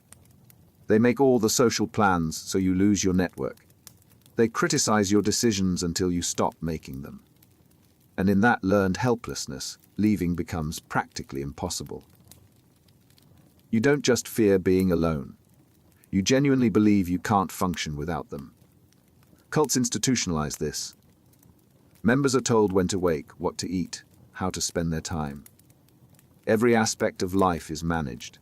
And in that total management, the skills needed for independence decay. Former members often struggle with basic tasks after leaving. Not because they were incapable before joining, but because the group systematically dismantled their self-reliance. What makes dependency creation so insidious is that it feels like care. The group isn't controlling you. They're helping you. They're protecting you from your own flawed judgment.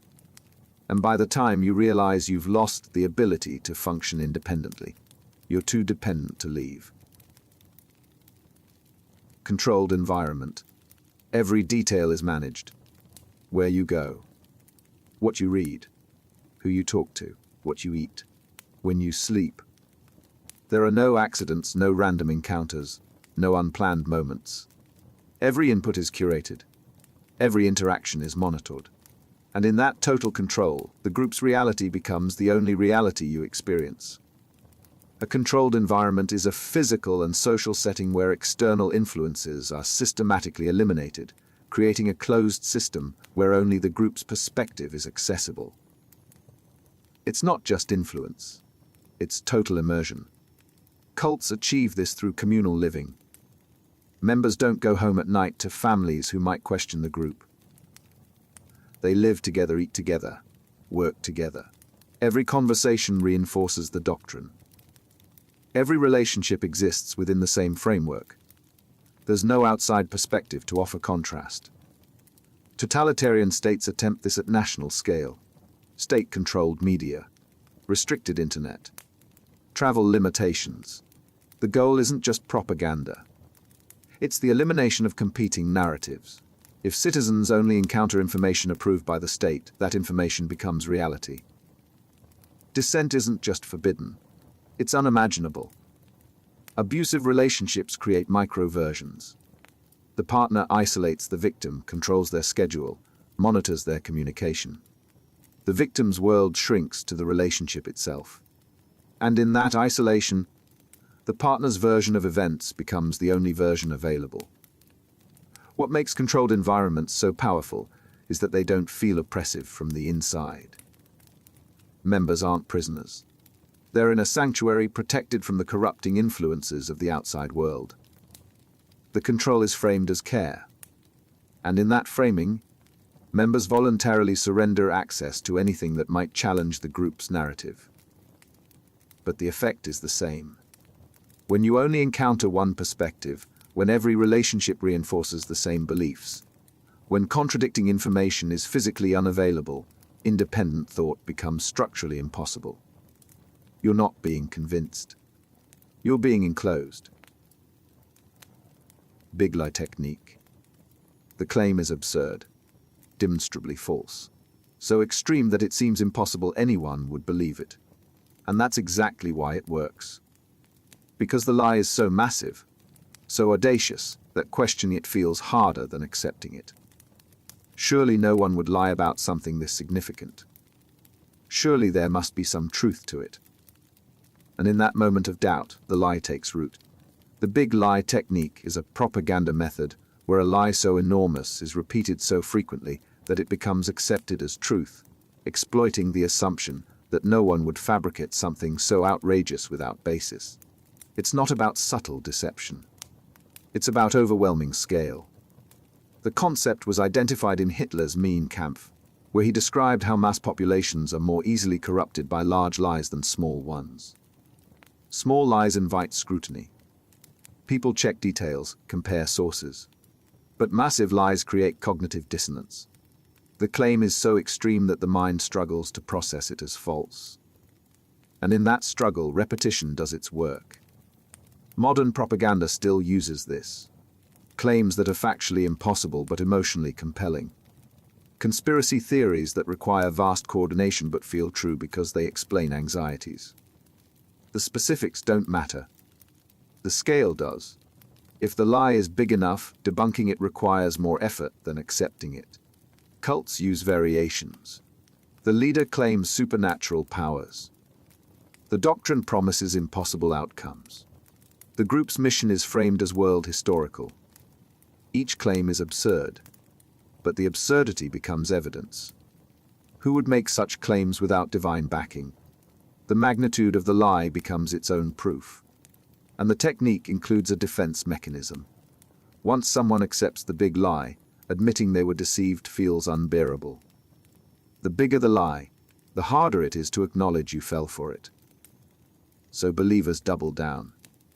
They don't just accept the lie. They defend it. Because abandon it would mean confronting how thoroughly they were fooled. The big lie doesn't convince through logic. It overwhelms through audacity. And once it's embedded, it's almost impossible to dislodge. Because disproving it isn't enough. The believer has to accept that they were manipulated on a scale so vast it seemed unbelievable. And for many, that admission is too painful to make. Purity spiral. It started with reasonable standards. Be kind. Be committed. Follow the principles. But then someone raised the bar. If you're truly committed, you do more. And someone else raised it again. Real believers sacrifice everything. And now, if you're not matching that extreme standard, you're suspect. The group isn't just demanding purity. It's demanding ever-increasing proof of purity. And no level of commitment is ever enough. This is the purity spiral. a dynamic where group standards escalate beyond reason as members compete to demonstrate ideological commitment, creating an upward spiral of extremism that devours its own. It's not about maintaining principles. It's about performing allegiance. And the performance never stops. The mechanism is competitive signaling. In any group with strong identity markers, members signal belonging through adherence to norms. But when multiple members compete for status, they don't just meet the standard. They exceed it. And once someone exceeds it, that becomes the new baseline. The spiral begins. It happens in political movements. The course starts with reform, then revolution, then purges of anyone not revolutionary enough. Each escalation is framed as necessary purity, but the endpoint isn't a pure movement. It's a decimated one. The spiral consumes moderates, then radicals, then anyone who hesitates even slightly. Cults accelerate this deliberately. Members who sacrifice more gain status. So members compete in sacrifice. Donating money becomes donating everything. Attending meetings becomes living in the compound. Moderate commitment becomes abandoning family. And anyone who can't keep up is expelled, not for failing the original standard, but for failing to match the spiral's acceleration.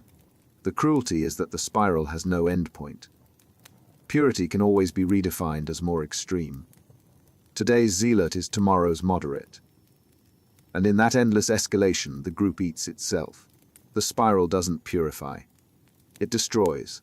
But by the time members realize that they're either expelled or too deep to escape. Breaking point. You can't anymore. Something inside has shifted. The weight you've been carrying, the contradictions you've been ignoring, the exhaustion you've been suppressing, it all comes crashing down at once. This is the moment. Either you break free or you break completely. And there's no going back to pretending it's sustainable.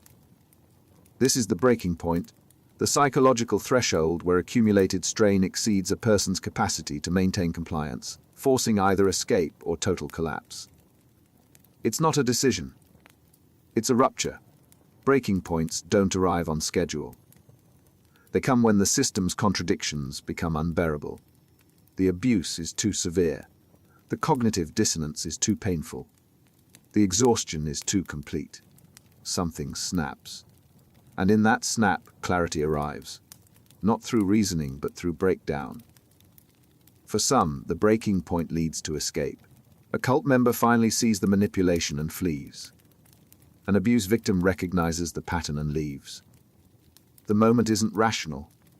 It's visceral. The system that held them suddenly releases, and they run before it can recapture them. For others, the breaking point leads deeper in. The pressure to maintain the facade is so overwhelming that instead of escaping, they surrender completely. They stop resisting internally. They adopt the group's reality so thoroughly that the contradictions disappear. Not because they've been resolved, but because the self that noticed them has been erased. What makes breaking points so critical is that they're often the only exit. Reasoning rarely works on someone in a high-control group. Evidence doesn't penetrate. But breaking points bypass logic entirely. They're emotional, physical, existential. The body and mind simply refuse to continue. And the tragedy is that not everyone survives their breaking point intact. Some escape but carry the trauma for life. Others break so completely they lose the ability to function independently. The breaking point isn't a clean exit. It's a crisis. And what emerges on the other side depends on what support exists to catch them when they fall. Time control. Your schedule isn't yours anymore. Meetings start early, run late, overlap constantly. There's always something urgent, always a commitment, always another obligation. You're too busy to think, too exhausted to plan, too scheduled to step back. And that's deliberate. Because when your time is controlled, your thoughts are controlled too.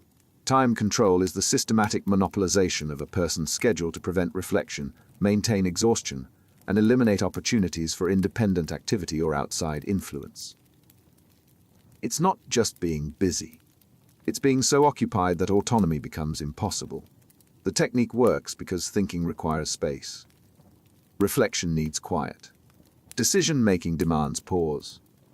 But when every hour is claimed, when every moment is structured, those capacities atrophy. You're always reacting, never reflecting. Always complying, never choosing. Cults engineer this through packed schedules, mandatory meetings every evening, early morning prayers, weekend retreats, work obligations that benefit the group. Members wake exhausted, spend the day in group activities, collapse into bed without a moment alone. And in that constant occupation, questioning becomes a luxury they can't afford. Totalitarian systems do it at national scale. Compulsory rallies, endless work quotas, constant mobilization. Citizens are kept too busy surviving to organize resistance. The exhaustion isn't a side effect. It's the goal. Abusive workplaces mirror this. Employees are given impossible workloads, expected to be available constantly, praised for sacrificing personal time. The message is clear: your time belongs to us. And in that total claim, the worker's capacity for independent life vanishes. What makes time control so effective is that it masquerades as productivity, dedication, commitment. You're not being controlled. You're being valued. You're not trapped. You're important. And by the time you realize you haven't had an hour to yourself in months, you're too exhausted to do anything about it. Ritual and routine. The actions don't make sense on their own. Chanting, repeated gestures, specific phrases said in specific orders. But you do them anyway. Every day, multiple times a day. And after enough repetitions, they stop feeling arbitrary. They feel necessary, sacred. And skipping them feels wrong, even when no one's watching. Ritual and routine are the establishment of repetitive behaviors that reinforce group identity, suppress individuality, and create psychological dependency on prescribed actions. It's not about meaning. It's about habit. And habits shape minds. Rituals work by creating structure. When every action is prescribed, there's no room for deviation. Morning prayers at dawn. Group meals with specific etiquette. Evening debriefs following the same format. The content varies, but the structure remains. And in that rigid structure, spontaneity dies. Religious groups have always known this. Liturgies repeated weekly. Prayers said in unison. Movements performed in sequence. The repetition isn't just worship. It's conditioning. Each recitation reinforces belonging. Each gesture signals commitment. And over time, the ritual becomes inseparable from belief itself. Military training uses the same principle. Drills. Marching.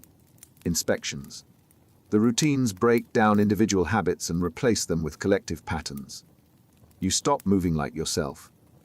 You move like a unit. And in that synchronization, personal identity dissolves into group identity. Cults intensify this. Every aspect of life becomes ritualized. How you greet each other, how you eat, how you speak. Nothing is casual. Everything follows protocol. And in that total ritualization, members lose the ability to act independently. They're not making choices. They're following scripts. What makes ritual and routine so powerful is that they operate below conscious awareness. You don't decide to conform. You just perform the ritual. Again and again. Until the ritual is who you are.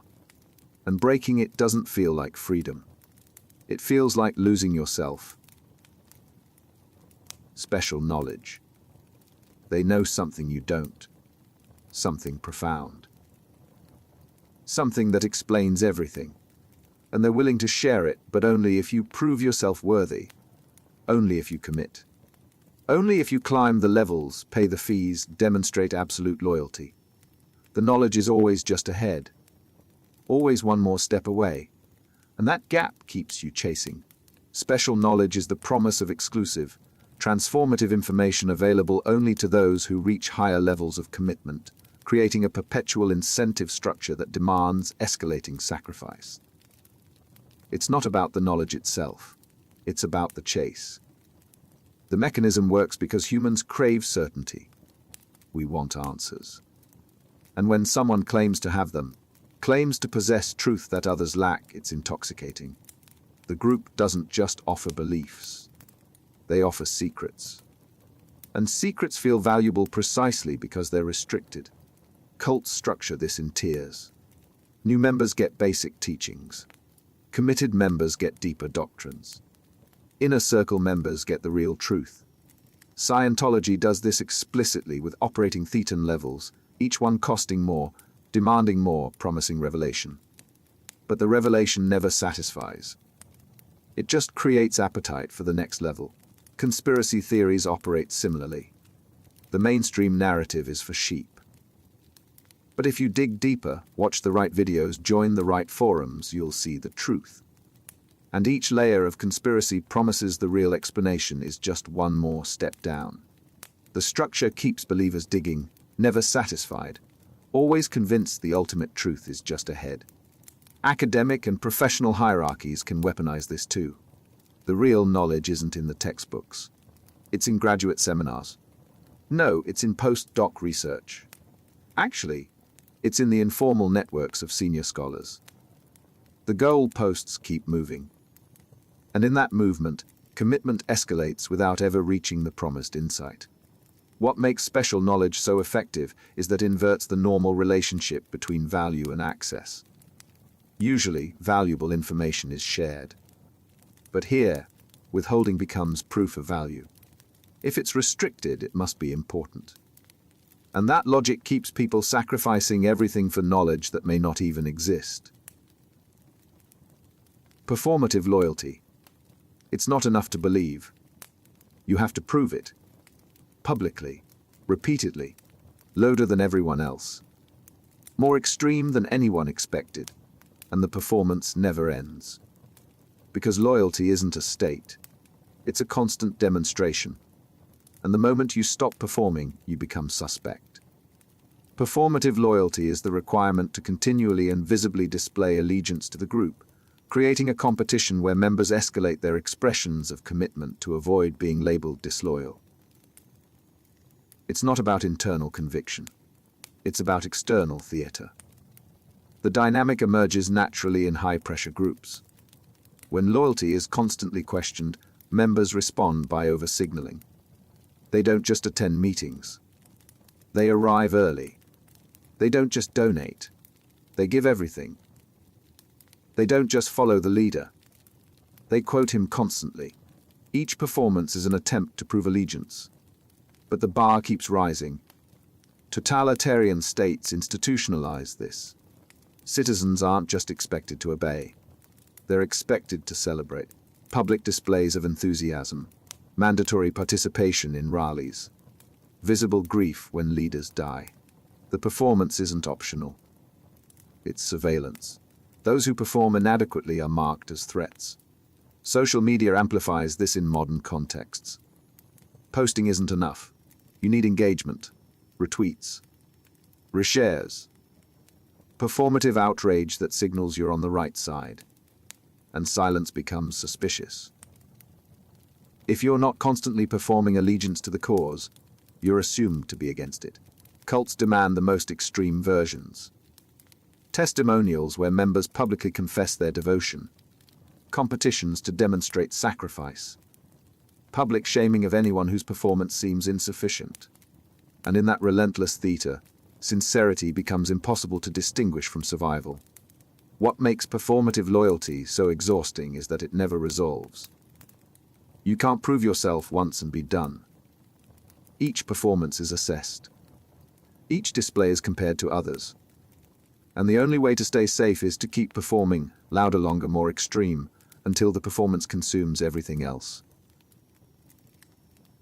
Rewriting history. You remember it differently. You're sure you do. But when you bring it up, everyone looks at you confused. That's not what happened.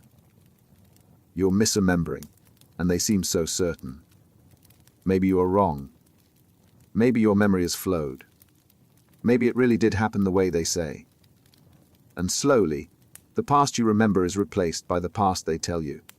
Rewriting history is the systematic alteration of past events in collective memory to align with the group's current narrative, making members doubt their own recollections and accept the group's version as truth. It's not just propaganda. It's the erasure of reality itself. The technique was perfected by totalitarian regimes. Stalin airbrushed purged officials out of photographs. Orwell described it in 1984 with the Ministry of Truth, constantly rewriting archives to match current party positions. The goal wasn't to convince people the new history was real. It was to make the concept of a fixed past feel irrelevant. Cults do this constantly but more subtly. The leader's prophecy failed. It wasn't actually a prophecy. It was symbolic. You misunderstood. The group's early promises didn't materialize. They never made those promises. You're remembering wrong. And because everyone around you agrees with the new version, your memory becomes isolated, suspect, untrustworthy. Abusive relationships operate the same way. The partner denied saying something cruel. But you remember it clearly. They insist it never happened. Maybe you're too sensitive. Maybe you imagined it. And after enough cycles, you stop trusting your own memory. The past becomes whatever they say it was. What makes this so disorienting is that memory is already fragile. We misremember constantly. And manipulators exploit that vulnerability. They don't need to convince you their version is perfect. They just need to make you doubt yours. And once that doubt is planted, the past becomes negotiable. The cruelest aspect, rewriting history doesn't just change what you remember. It changes who you are. Because identity is built on personal history. If your memories are wrong, if your past is someone else's invention, then the self you thought you were is just another fiction. Outsider demonization. They're not just different. They're dangerous. Corrupted. Evil. The people outside the group aren't neutral observers or potential allies. They're threats, actively working against you, trying to pull you back into darkness. And every interaction with them confirms it.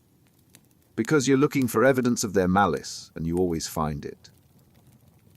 Outsider demonization is the systematic portrayal of non-members as morally inferior, spiritually contaminated, or existentially threatening, creating a psychological barrier that makes leaving feel like embracing evil.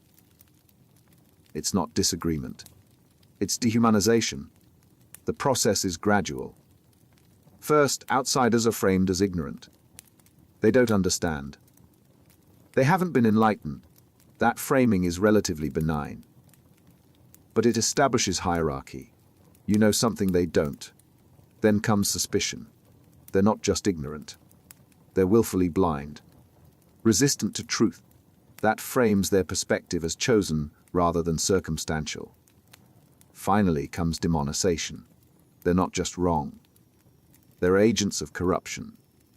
In religious cults, they're servants of Satan. In political movements, they're fascists or communists. In conspiracy groups, they're part of the cabal. The specific label changes, but the function is identical. Outsiders aren't people. They're enemies. This serves multiple purposes. First, it prevents empathy. If outsiders are evil, their suffering doesn't matter. Second, it justifies hostility. You're not being cruel. You're defending truth. Third, it makes leaving psychologically impossible. Because leaving means joining them. And if they're evil, leaving means becoming evil. It shows up everywhere. Political polarization where opponents aren't just wrong but inhuman. Nationalist movements where foreigners are existential threats. Online communities where anyone outside the group is a paid shill or bot. The pattern repeats because it works. What makes outsider demonization so complete is that it creates a self-fulfilling prophecy. If you treat outsiders as enemies, they respond with hostility. And that hostility confirms the original belief. They really are against you. The group was right. And the cycle reinforces itself until the boundary between inside and outside becomes absolute.